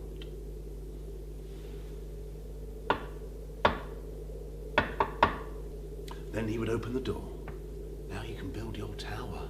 So no one knew of the signals but your dead father? You and the valet Smerdyakov? Smerdyakov and heaven. Oh, heaven, write that down, that might be useful. But if Smerdyakov also knew of these signals, and you absolutely deny all responsibility for the death of your father, was it not he, perhaps, who knocked the signal agreed upon, induced your father to open to him, and then committed the crime? Ah, you've caught the fox again! You've got the beast by the tail! I see through you, Mr. Prosecutor. You expect me to jump at that and shout, "It's Smerdyakov! He's the murderer!" Confess that's what you've thought. You don't even suspect him? Why do you? He is suspected too. All right, joking apart, listen. I've been thinking of Smerdyakov from the very beginning. I've been sitting here this whole time, shouting that I'm innocent, but all the while thinking of Smerdyakov. Even just now, Smerdyakov popped in my mind, only for a second, but then I thought, no, it's not Smerdyakov. It's not his doing, gentlemen. In that case, is there anyone else you suspect? I can't think of anyone who would. Whether it was the hand of heaven or Satan, I don't know, but it's not Smerdyakov. But what makes you affirm so emphatically that it's not he? Because Smerdyakov has the heart of a chicken. He has kissed these boots literally and beseeched me not to frighten him. He's a puling chicken. An 8-year-old child could thrash him. Besides, what motive would he have for murdering my father? He is most likely his natural son. Did you know that? We have heard that legend, but you are your father's son too, you know, and yet you yourself told everyone you meant to murder him. Oh, gentlemen, isn't it too base to say that to my face? I said I might have. I've admitted as much, though it may harm my own case, but I didn't murder him. My guardian angel saved me. And that is what you have not taken into account, and that is why it is so base. I didn't kill him. I didn't. Do you hear me? I didn't kill him! And what does Smerdyakov say? May I ask you that? You may. We found the servant Smerdyakov lying unconscious in his bed in an epileptic fit of extreme severity that had recurred, possibly, 10 times. The doctor thought he might possibly not outlive the night. Possibly. Well, if that's so, the devil must have killed him. So was it Smerdyakov or not?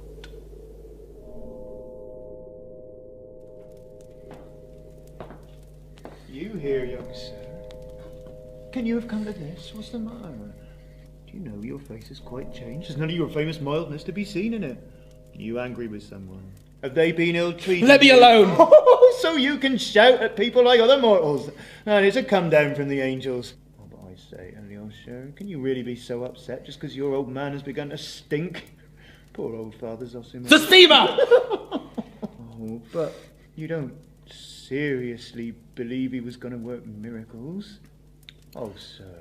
I believed. I want to believe. I will believe. What more do you want? Nothing at all, little man. So now, you're in a temper with your God. You're rebelling against him. He hasn't given your elder promotion. He hasn't bestowed the Order of Merit. He's made your old man stink faster than any other corpse, holy or otherwise, and you're sad. I'm not rebelling against my God. I simply can't accept his world. Come now, little Alexei. Have you had anything to eat today? I can't remember. I think I have. Didn't sleep all night either, I hear. And all this bobbery afterwards. Most likely you've had nothing but a mouthful of holy bread. I've got some sausage in my pocket. I brought it from the town in case of need. Oh, only you won't eat sausage. Give me some. Oh, I say, you are going it. Oh, it's a regular mutiny with barricades. Well, young sir, we must make the most of this. I shouldn't mind a drop of vodka myself. I'm tired to death watching after your father. Vodka would be going too far for you, I suppose. Not today. Well, if your Ivan could see you now, wouldn't he be surprised? By the way, he set off for Moscow this morning, did you know? Yes. Well, sir, do you know where we had better go? I don't care, wherever you like. Let's go to Grushenka, eh? Will you come? Let's. We may as well inform you of a very interesting piece of evidence that has been given us by Grigory Vasilyich, the old man you wounded. On his recovery, he clearly and emphatically stated that before he noticed you running, as you've already told us, in the dark from the open window, he remembers glancing to the left, and, while noticing the open window, observed at the same time, much nearer to him, the door standing wide open. That door which you have stated to have been shut the whole time you were in the garden. Nonsense! It's a barefaced lie! He couldn't have seen that it was open because it was shut. He's lying. I consider it my duty to repeat that he is firm in his statement. We've cross-examined him several times. He's raving. He couldn't have seen that it was open. I didn't go through the door. Confront him with it. You recognise this object? It must be the envelope belonging to my father. The envelope containing 3,000. If you'll allow me, it is inscribed with, for my little chicken. Yes. Oh, yes, that's it. Oh, do you see? Of course we see. But we didn't find the money in it. It was empty and lying on the floor by the bed, behind the screen. It's Smerdyakov. He killed him. He robbed him. No one else knew the envelope was under the pillow. It's so clear now. You also knew of the envelope, and that it was under the pillow. I never knew. I'd only heard about it from Smerdyakov. This is the first time I'd set my eyes upon it. No one knew it was under the pillow except Smerdyakov. I didn't know. But you told us yourself that the envelope was under your deceased father's pillow. You especially stated that it was under the pillow, so you must have known it too. We've got it written down. Nonsense, it's absurd. Look, I didn't know. I'd only guessed. You know how people say the wrong things without meaning to, and what if it wasn't under the pillow? What did Smerdyakov say? Oh, have you asked him? Oh, gentlemen, you have to understand. You have to arrest him at once. He must have killed my father whilst I was running to the fence when Grigory was unconscious. He had given my father the signal to open the door. For only he knew the signal. Without the signal, he couldn't have opened the door. But you're again forgetting the incontrovertible fact that there was no need to give the signal if the door already stood open when you were there, while you were in the garden. I swear it wasn't open. Oh, this is a nightmare. God is against me. Tell us from where you obtained the 3,000 roubles that you spent at Plotnikov's shop and at the tavern in Mokroya. And don't accuse us of being frigid, cynical, scoffing people who are incapable of believing in the generous impulses of your heart. Try to put yourself in our place. But what are we to believe? Who are we to trust? Well then, I will tell you where I got the money and why I needed it. I will reveal my shame, so that I may not blame myself or you hereafter. Fenya, run out to the gate and see if Dmitry is there, hiding and spying. Dear me, how everything comes together today. And why I am so glad to see you, Alyosha. I couldn't say. If you were to ask me, I couldn't tell you. Why not? You're always pestering me to bring him. And as for you, you certainly pick your moments. But don't be afraid of me, Alyosha. You can't think how glad I am to see you, my unexpected guest. Come and sit with me, and I will tell you a secret. You know, I'm quite afraid of your brother Mitya today. Whatever for? You know you can twist him round your little finger. You see, I deceived him just now. I said I was going to spend the evening with old Samsonov and should be there till late, counting up his money. But instead I came back here and have been sitting locked in, expecting news, priceless news. But he didn't believe. I feel it. So he must be in his ambush now, behind Fiodor Pavlich's in the garden, watching for me. And if he's there, he won't come here. So much the better. What news are you expecting? Nosy Parker. If you know too much, you'll get old too soon. Do you suppose I want to be speaking to you, with a prince like this before me? Such a visitor. But you look sad, Alyosha. What's the matter? The promotion has not been given. What promotion? His elder stinks. What? Be quiet, Smerdyakov. Honestly, you're so vile, I'm going to pretend you're no longer here. Let's sit on your knee, Alyosha, like this. I'll cheer you up, my pious boy. You know, I promised him champagne on top of everything else, if he'd bring you to me. You owe it to me, so you do. One doesn't often stumble upon champagne. I should think not. For one is a toadstool. But he is a falcon. And although my heart is full of something quite different, so be it. I'll drink with you. I long for some dissipation. Fenya, champagne, if you please. Bring us the bottle Mitya left. My officer is coming, Alyosha. My officer is coming. He is at Mokroya now. He will send a messenger from there. I am expecting you at any moment. And why at Mokroya? None of your business. Does Mitya know? Of course not. If he did, it would be murder. But don't remind me of Dmitry Fyodorovich. I want to think of Alyosha here.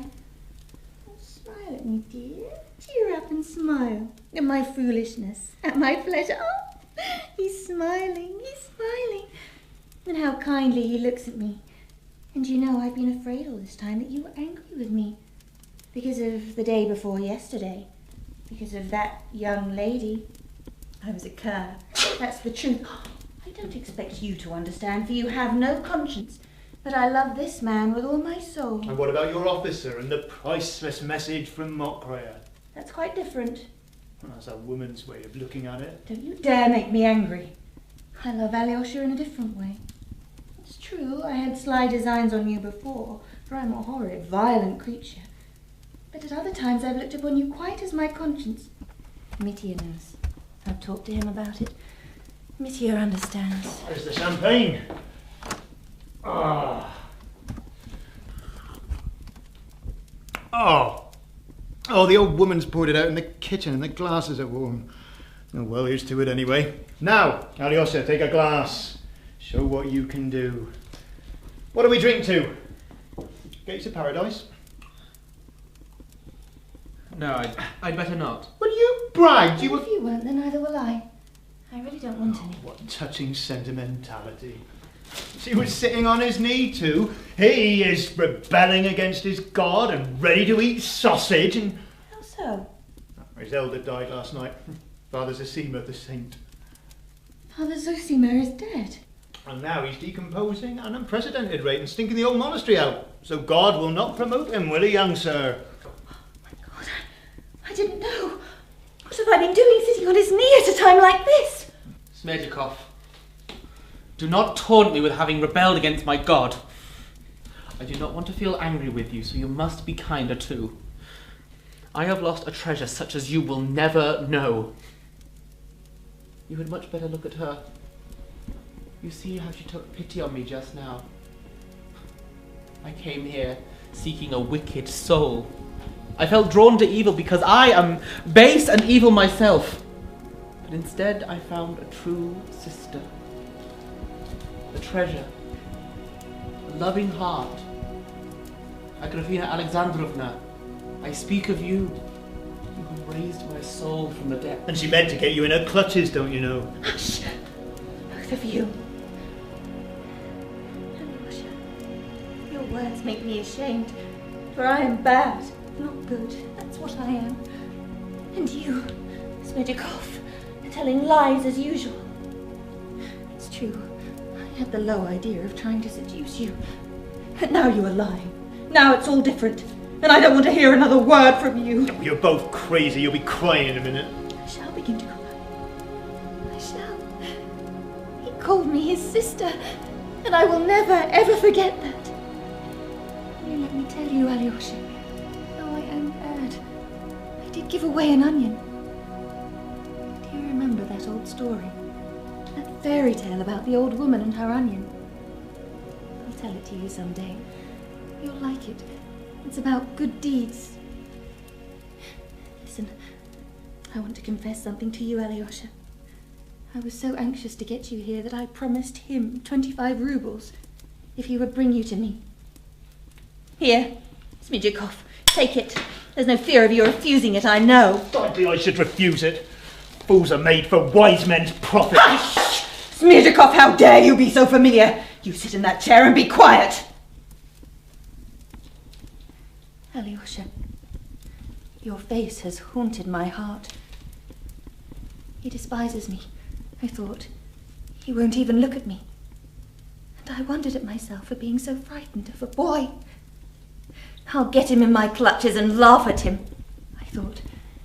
That's what a spiteful cur I am. And you called me sister. 5 years ago, when Samsonov first brought me here, I used to shut myself away. I was a silly slip of a girl. I used to sit here sobbing. I'd lie awake all night thinking, where is he? The man who wronged me. He is laughing at me with another woman, no doubt. If only I could see him again. I'll pay him back. I'll pay him back. I'll get up in the morning ready to tear the whole world to pieces. Then I began saving money. Became hard-hearted. Grew wiser, perhaps. Last month a letter came. He was coming. He was a widower. He wanted to see me. It took my breath away. Then I suddenly thought, if he comes and whistles, will I creep back to him like a beaten dog? I couldn't believe myself. Am I so abject? And I've been in such a rage with myself this last month that I'm worse than I was 5 years ago. Before you came in, I was sitting here watching and brooding, and what was in my heart you can never know, no one can know. For perhaps I shall take a knife with me today. I can't make up my mind. Smerdyakov, do not be angry. She has wounded you, but do not be angry. You heard what she said just now. You cannot ask too much of human endurance. One must be merciful. One must be merciful. You're so pumped up with your elders preaching, you have to let it off on me, little Alexei, man of God. Of the dead. He was better than anyone in the world. What am I next to her?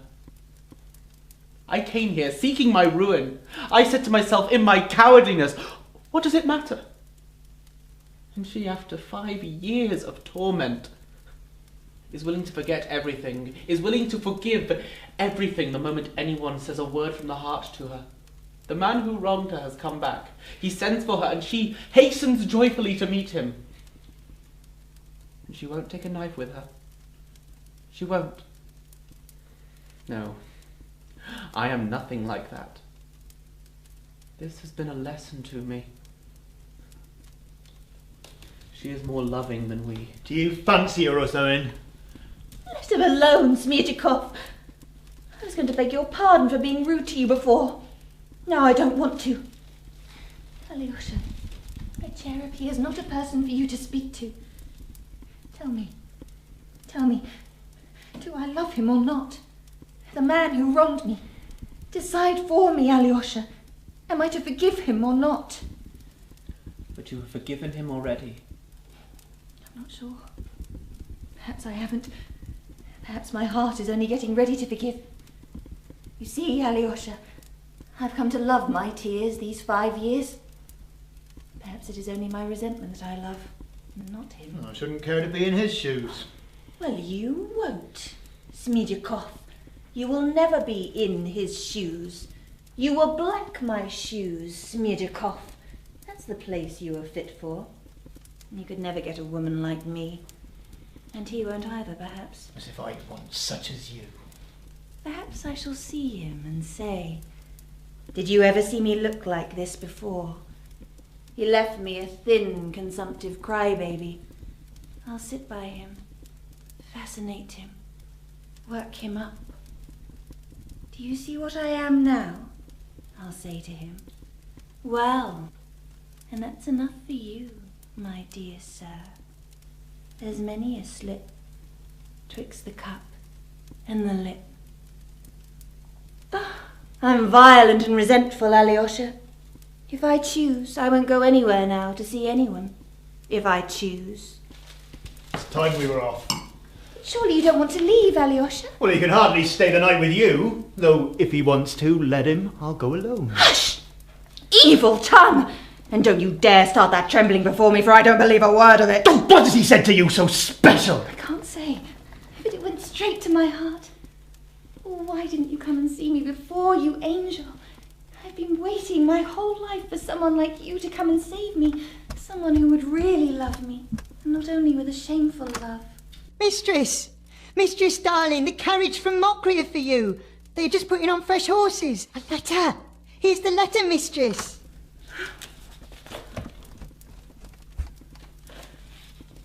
He whistles. My fate is sealed. Crawl back, little dog. Alyosha, give my greetings to your brother Mitya, and tell him not to remember evil against me, though I have brought him misery.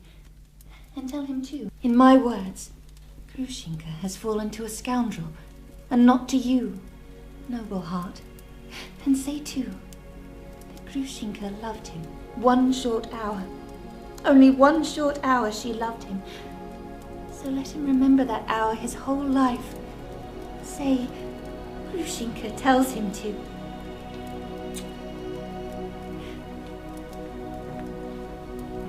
Well, so you've saved yourself a sinner, have you? Turned the Magdalene back onto the true path, driven out the 7 devils, eh? Hush! You despise me now for those 25 rubles, are you thinking yourself Christ and me Judas? Oh, Smerdyakov, I'd completely forgotten about it. You remind me yourself. Damnation take you, every one of you! Why the devil did I take you up? Smerdyakov, calm down, you'll have a fit. Don't touch me! Let me be! Let me help Get you! off!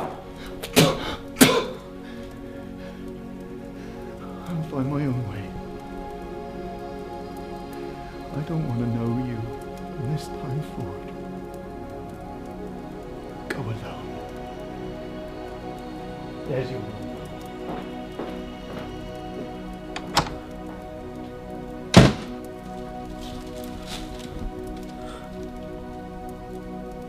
Tragic words comfort the heart. For without them, sorrow will be too much for men to bear. Poor Smerdyakov has chosen the path of shadow. And as long as he continues to brood over his wrongs, will continue to do so. But the high road is wide and straight and bright as crystal. And the sun is at the end of it. Oh, that miracle, that sweet miracle. Everything that is true and beautiful, is full of universal forgiveness. Someone has visited my soul this day. If they drive God from the face of the earth, then we will shelter him underground, and then we shall sing from the depths of the earth a glorious hymn to him. Drench the earth with your tears of joy, and love those tears of yours. All praise be to God, in whom is joy, for I love him.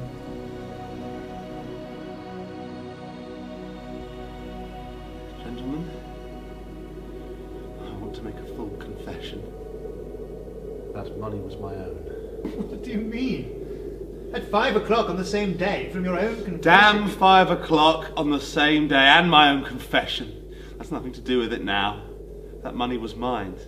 Stolen by me, and it was 1,500 rubles, and I had it on me all the time. Where did you get it? I took it off my neck, gentlemen. It was here, sewn up in a rag. That seems unlikely. Nevertheless, it is true. I had it round my neck a long time, for a whole month, to my shame and disgrace. And from whom did you appropriate it? You mean steal it? Speak out plainly now. Well, I consider I stole it, and last night I stole it finally, completely. Last night? But you said that it's a month since you obtained it. Yes, but not from my father, from her. You see, a month ago I was sent for by Katerina Ivanovna, formerly my betrothed. Do you know her? Yes, of course. I know you know her. She's a noble creature, don't you think? The noblest of the noble. But, gentlemen, she's also a wrathful woman who has hated me, yes, hated me for a long time, and with good reason. She summoned me to her a month ago, gave me 3,000 rubles to dispatch to her sister in Moscow. She couldn't have sent it off herself. And I, well, it was just at that fatal moment in my life where I had come to love another, Grusha. I carried her off to Mokroya then, and blew half that damned 3,000 in 2 days. But the other half I kept on me, like an amulet around my neck, and it was not until yesterday that I finally undid it and spent it. But when you were there a month ago, you spent 3,000, not 1,500. Everybody knows that. Who knows it? Did I let anyone count it? Why, you told everyone that you spent exactly 3,000. It's true, I did. I told the whole town so. Yet I did not spend 3,000, but 1,500. And the other 1,500 I'd sewn into a little bag. That's how it was, gentlemen. That's where I got the money yesterday. This is almost miraculous. Have you informed anyone else of this circumstance before? I mean that you had 1,500 left about you a month ago. Absolutely no one. What was your reason for this reticence? It is not easy to believe that it could cost you such distress to confess such a secret. Yet you cried out just now that Siberia would be better than confessing it. It's not the 1,500 that's the disgrace, but that I put it apart from the rest of the 3,000. Surely your taking the 3,000 is more important than what you did with it. Why did you set apart that half? For what purpose? Oh, gentlemen, the purpose is the whole point. I put it aside because I was vile, because I was calculating. And that vileness has been going on a whole month. I don't understand. Do you? If I had not spent it at all, then I could not be considered fully a thief, but merely a scoundrel, do you see? Incomprehensible. Why did you halve the money, squander one half and hide the other? I insist upon that question, Dmitri Fyodorovich. Yes, of course. You see, it was all to do with the old man, my dead father. He was always pestering Grusha, and I was jealous. I thought that then he was hesitating between me and him. Fool. And I kept thinking every day, suppose she were to make up her mind all of a sudden. One day she'd stop tormenting me. Suppose she were to say to me, well, I love you, not him. Carry me away to the end of the earth. And I'd only 40 kopecks. You see, gentlemen, I didn't know her. I didn't understand her. I didn't think that she'd forgive me my poverty, so fiendishly I set aside half that 3,000, and with the other half, I went off and got drunk with her. It was that base, gentlemen. Do you see? I should have called it sensible and moral on your part not to have squandered it all. For after all, what does it amount to? But I stole from her to give to her. That's what it amounts to. Oh my God, gentlemen, you horrify me by not understanding. That's why I've been savage this whole month. That's why I attacked my father. That's why I fought in the tavern. For this whole month I've been saying to myself, you're a thief. You're a thief. For this whole month I was a thief and I loathed myself. But yet, for this whole month I've been saying to myself, no, Dmitry Fyodorovich, you may not yet be a thief. And it was not until last night, when I took that amulet off my neck on the way to Grusha's, I couldn't bear to do it before then. And it was only once I tore that money from my neck that I became a downright thief and a dishonest man for the rest of my life. Do you understand? Do you understand now? What was it made you decide to do it yesterday? Because I'd already condemned myself to die at 5 o'clock this morning. I thought it would make no difference whether I died a thief or a man of honour. But now I know that's not true. Believe me, gentlemen, what has tortured me most this night is not the thought that I might have killed that old man, or the danger of going to Siberia when my love was so close to being rewarded. Oh, that did torture me. But not as much as the damned consciousness that last night took that money off my neck, spent it, and finally became a downright thief. I'd rather go to Siberia than Katya think that I deceived her and stole her money to run away with Grushenka to start a new life. Dmitry Fyodorovich, tell us where and when did you take it off your neck? According to your own testimony, you didn't go home. In the marketplace, I think it was. Where did you put it afterwards? I dropped it there. Where exactly? In the marketplace, the devil knows whereabouts. What does it matter to you? That's extremely important, Dmitry Fyodorovich. It would be material evidence in your favour. Give the order for the marketplace to be swept, then see if you find it. Oh, enough, gentlemen, enough. I see that you don't believe me. It is a joke to you, I see that in your eyes. Oh, damn you, you torturers. Gentlemen, may I look out of the window? No, as much as you like.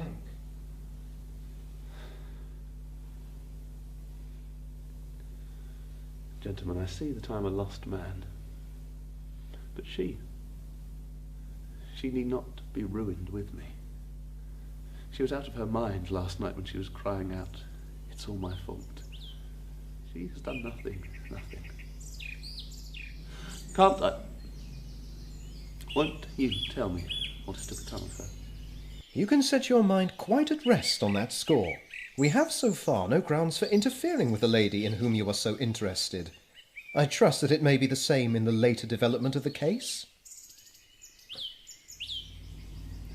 Thank you, gentlemen. I knew that you were straightforward, honest men despite all of this. You've taken a load off my heart. Well, what do we do now?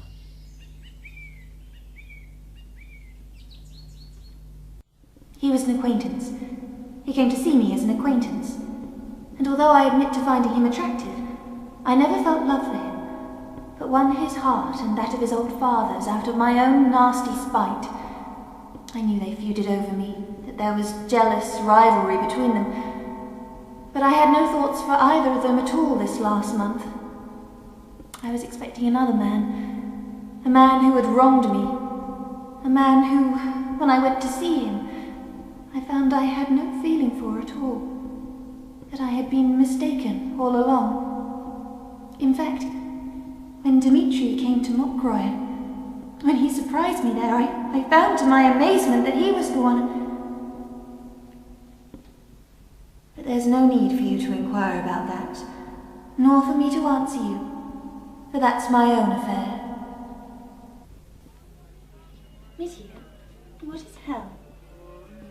The suffering of being unable to love. I'm going to drink myself completely drunk like last time. Do you remember? I remember. So, you were really going to let him have me, were you? Were you really? I didn't want to spoil your happiness. I like men like you. Reckless boys. So you'll go to any lengths for my sake, would you? Were you really going to shoot yourself tomorrow? Foolish man. Give him a present, monsieur. My poor ex-officer. He's poor, you know.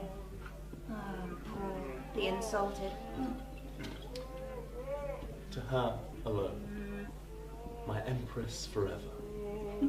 To see her, hear her, and to not think of anything, though it be only for this night, for an hour, for this moment. You know, Mitty, I shall go into a nunnery. No, I really shall one day. Alyosha said something to me today that I shall remember all my life. But tonight, let us dance. Tomorrow, the nunnery. If I were God, I would forgive everyone. Everyone in the whole world is good. Everyone. Even the worst of them. We're good and bad. Good and bad. Listen. Tell me. Who is it I love? There is someone here whom I love. Who is he?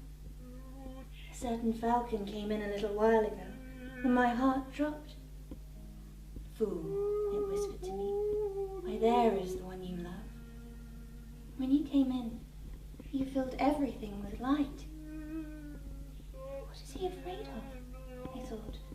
For you were afraid, weren't you? Completely afraid. You couldn't speak.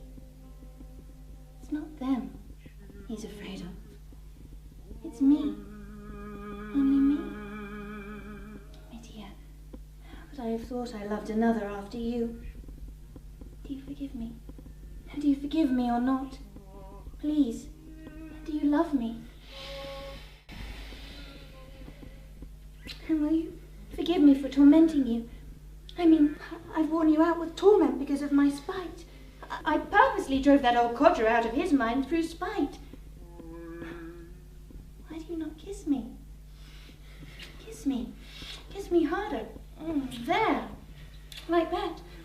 If you love, then love. Wait. You mustn't touch me.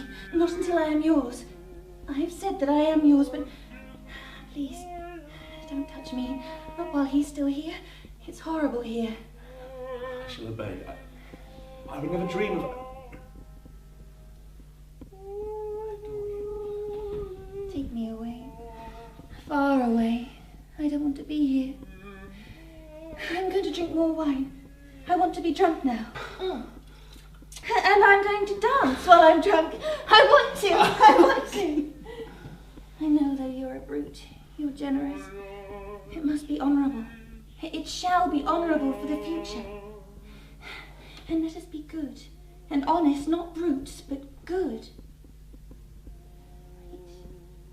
It's you. What are you sad about? I can see that you're sad. Yes, I see that you are. I am merry, and so you must be. Why are you frowning? It's nothing. I left a hurt man back there. If only he was getting better. If only I knew that he was getting better. I would give 10 years of my life to know about that blood. Blood? Grusha, I know you wanted to be honest. But I am a thief. I stole money from Katia. No, you did not. Give it back to her. Take some from me. All that is mine is yours, and what would we do with money anyway? We'd only squander it. Listen to me, Mitya. We must go to Katia and ask her to forgive us. And then we shall go away. You must take the money back to her. And love me.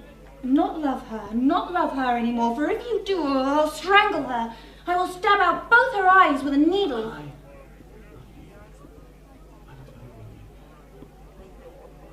love you in Siberia. Why Siberia? Never mind. Siberia if you like. I don't care. We'll work. Snow in Siberia. I love driving in the snow. And we must have bells. There's a bell ringing. Where is that bell ringing? There are people coming. Now it stopped. I wake up and my dear one is close to me. How sweet that is. Close to you.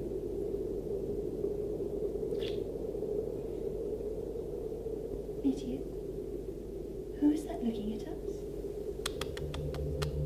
Bigotry and old phrases and old gestures. A kiss to the lips and a dagger to the heart. Gentlemen, what is this for? I understand. The old man and his blood. I understand.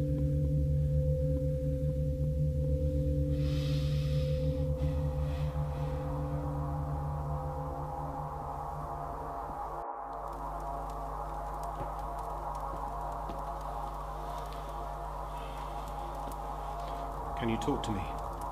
I won't tie you much. Certainly I can. Has your honour been back long? I only arrived today to see the mess you are in here. How could I tell it would turn out like that? You foretold you'd have a fit. Have you said so at the examination yet? My brother directly accuses you of the murder and theft. What else is left for him to do?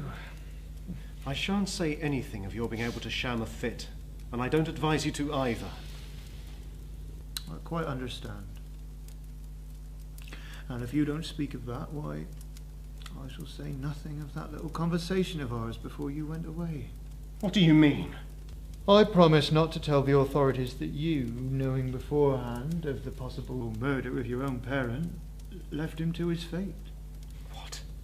Are you out of your mind? I'm perfectly in possession of all my faculties. Do you suppose I knew of the murder? Speak, you stinking rogue! What I meant was that you, probably too, were very desirous of your parents' death.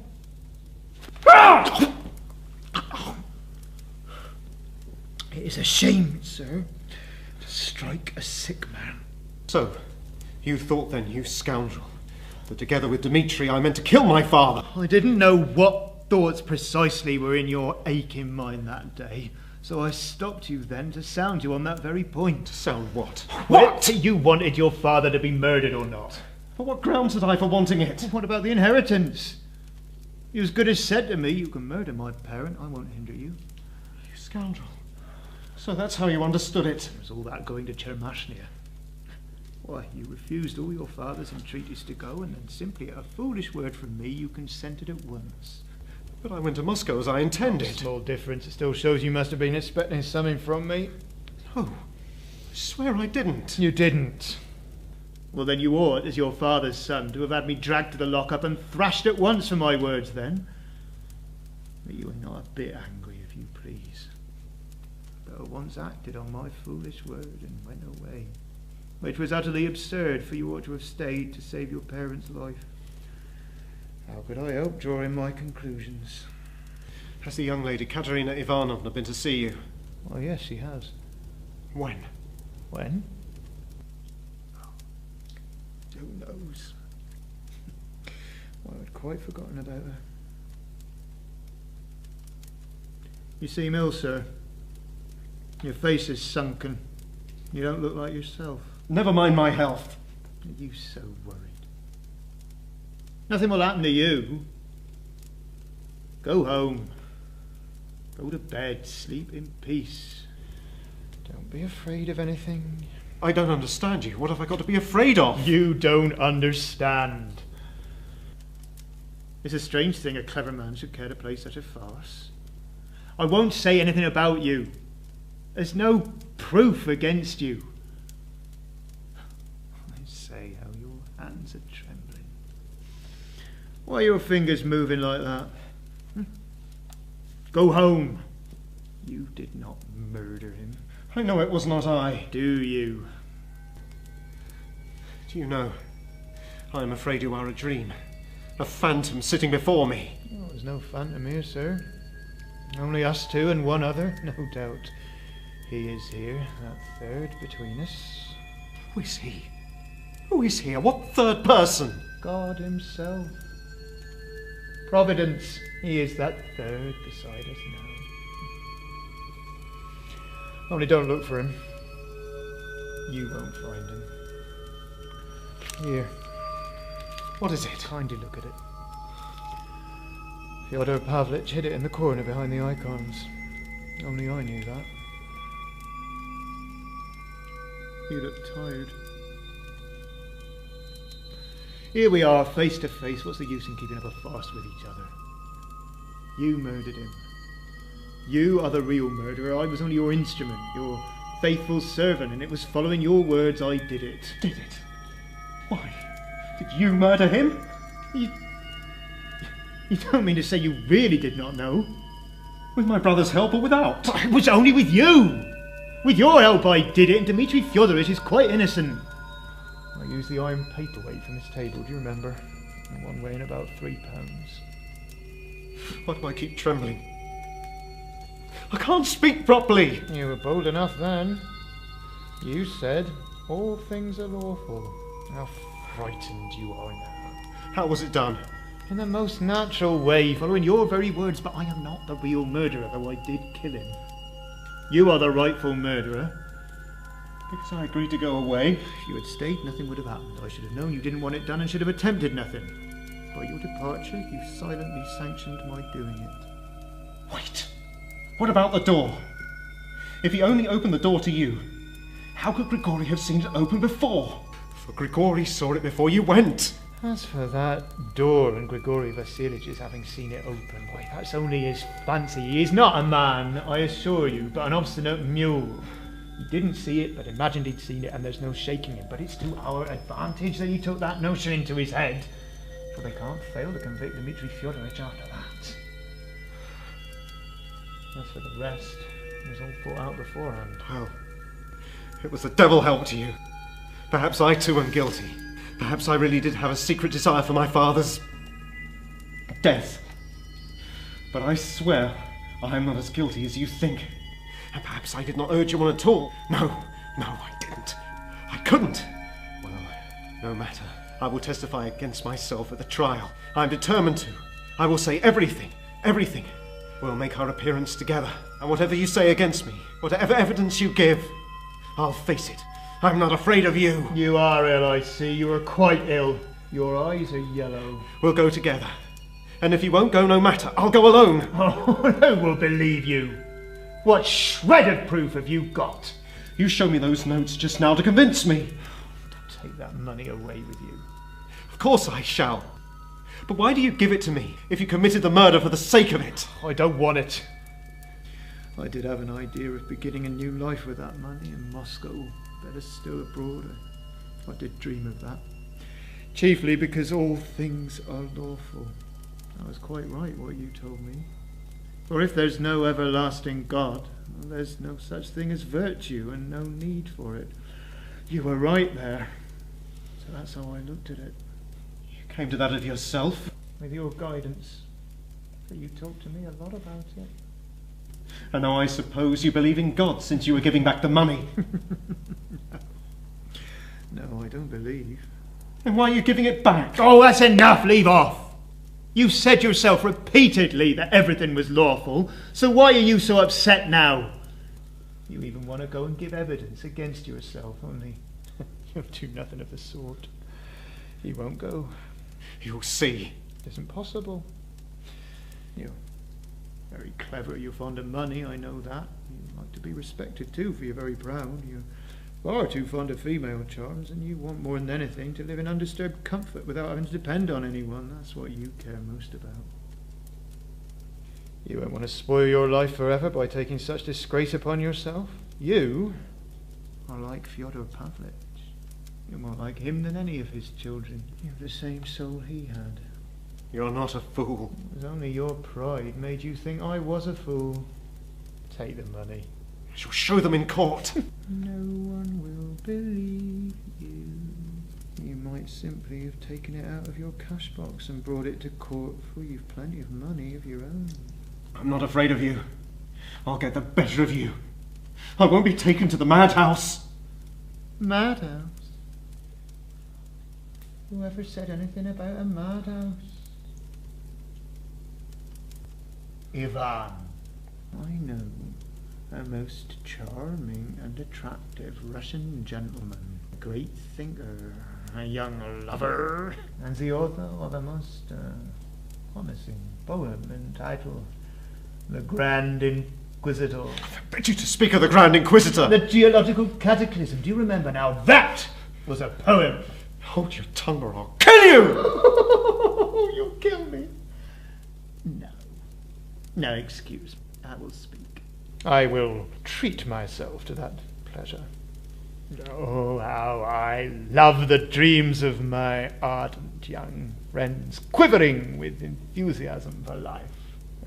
There are new men, you decided last spring when thinking to come here. They propose to destroy everything and begin with cannibalism, stupid fellows. I maintain that nothing need be destroyed, you thought, but that we need only destroy the idea of God in man. As soon as men have denied God, the whole conception of the universe will fall, and, what's more, the old morality, and everything will begin anew. Bring forth the Superman, or man-god, if you will, who shall take from life all that it can give for joy and happiness in the present world. And this supreme being will know that he is mortal and will accept death proudly and serenely. His pride will teach him that it is useless to repine at life's brevity, and he will love his brother without need of reward. What you will have, my young friend, is a world of muddy little creatures for whom there will exist no law, and who will establish themselves exactly as they please, jumping over every moral hurdle with a light heart, in accordance with the deep-rooted stupidity we have witnessed in mankind over many centuries. All things are lawful. Oh, what a charming concept. Foolish boy. They say bête enfant. He takes me for a dream and throws glasses at a dream. It's like a woman. Oh, Van, you are angry, Van. You are eternally angry. Do you hear? You'd better open up. It's your brother Alyosha. He returns with the most interesting and surprising news, I'll be bound. Open up to him. Monsieur, c'est-il le temps qu'il fait? C'est à ne pas mettre un chien dehors.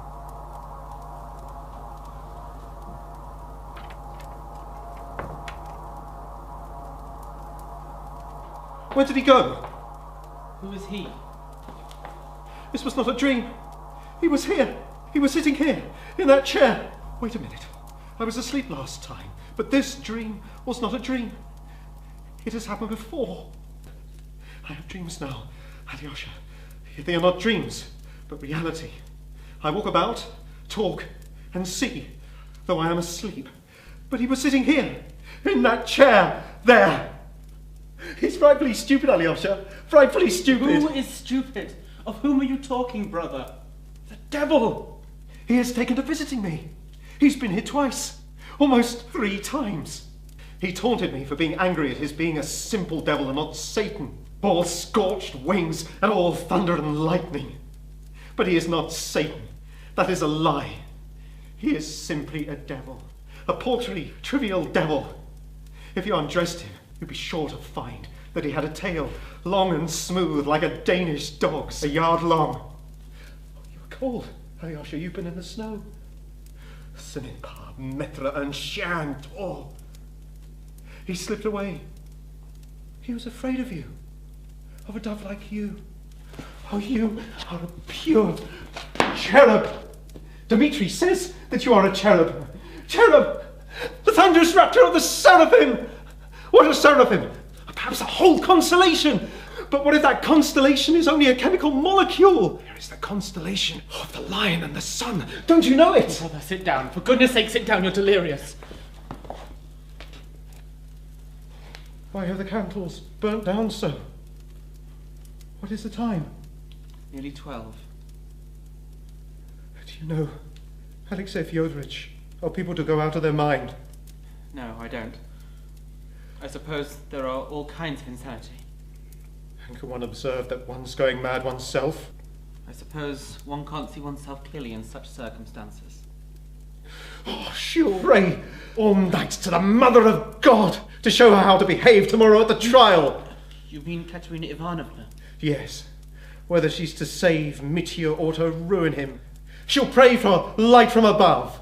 She can't bear to make up her own mind for herself, to swing the axe, whatever which way of her own volition.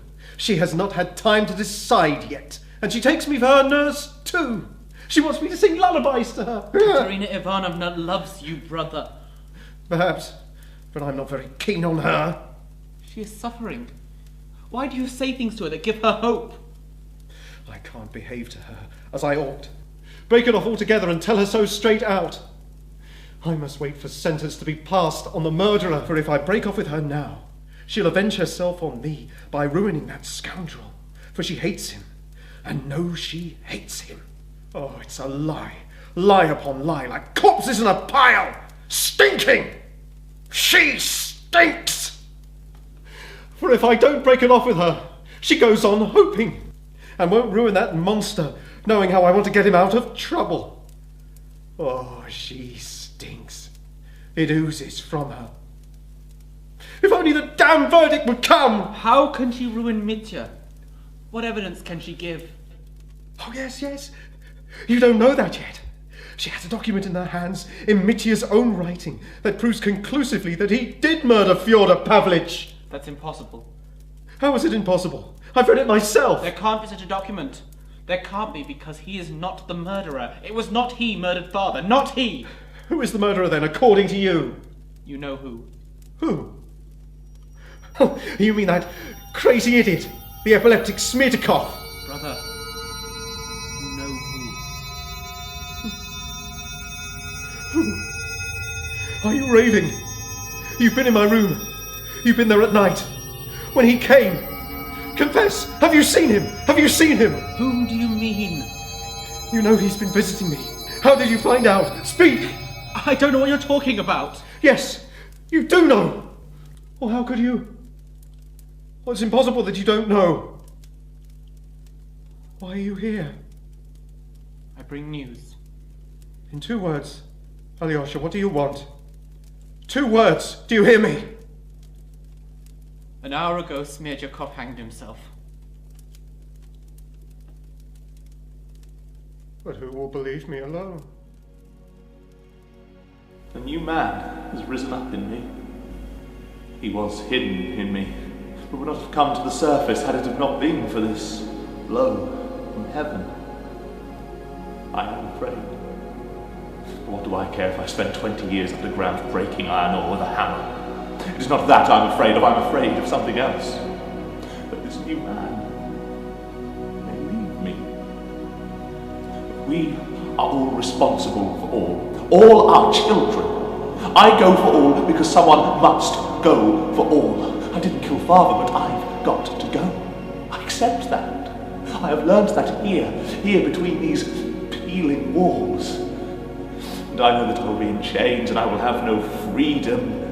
There, in our great sorrow, I rise again to joy, without which man cannot live nor God exist. For God gives joy. It is his privilege, and a grand one. Oh, the man should be dissolved in prayer. And what would I be there underground without God? But if they beat me on the way or out there, I will not submit to it.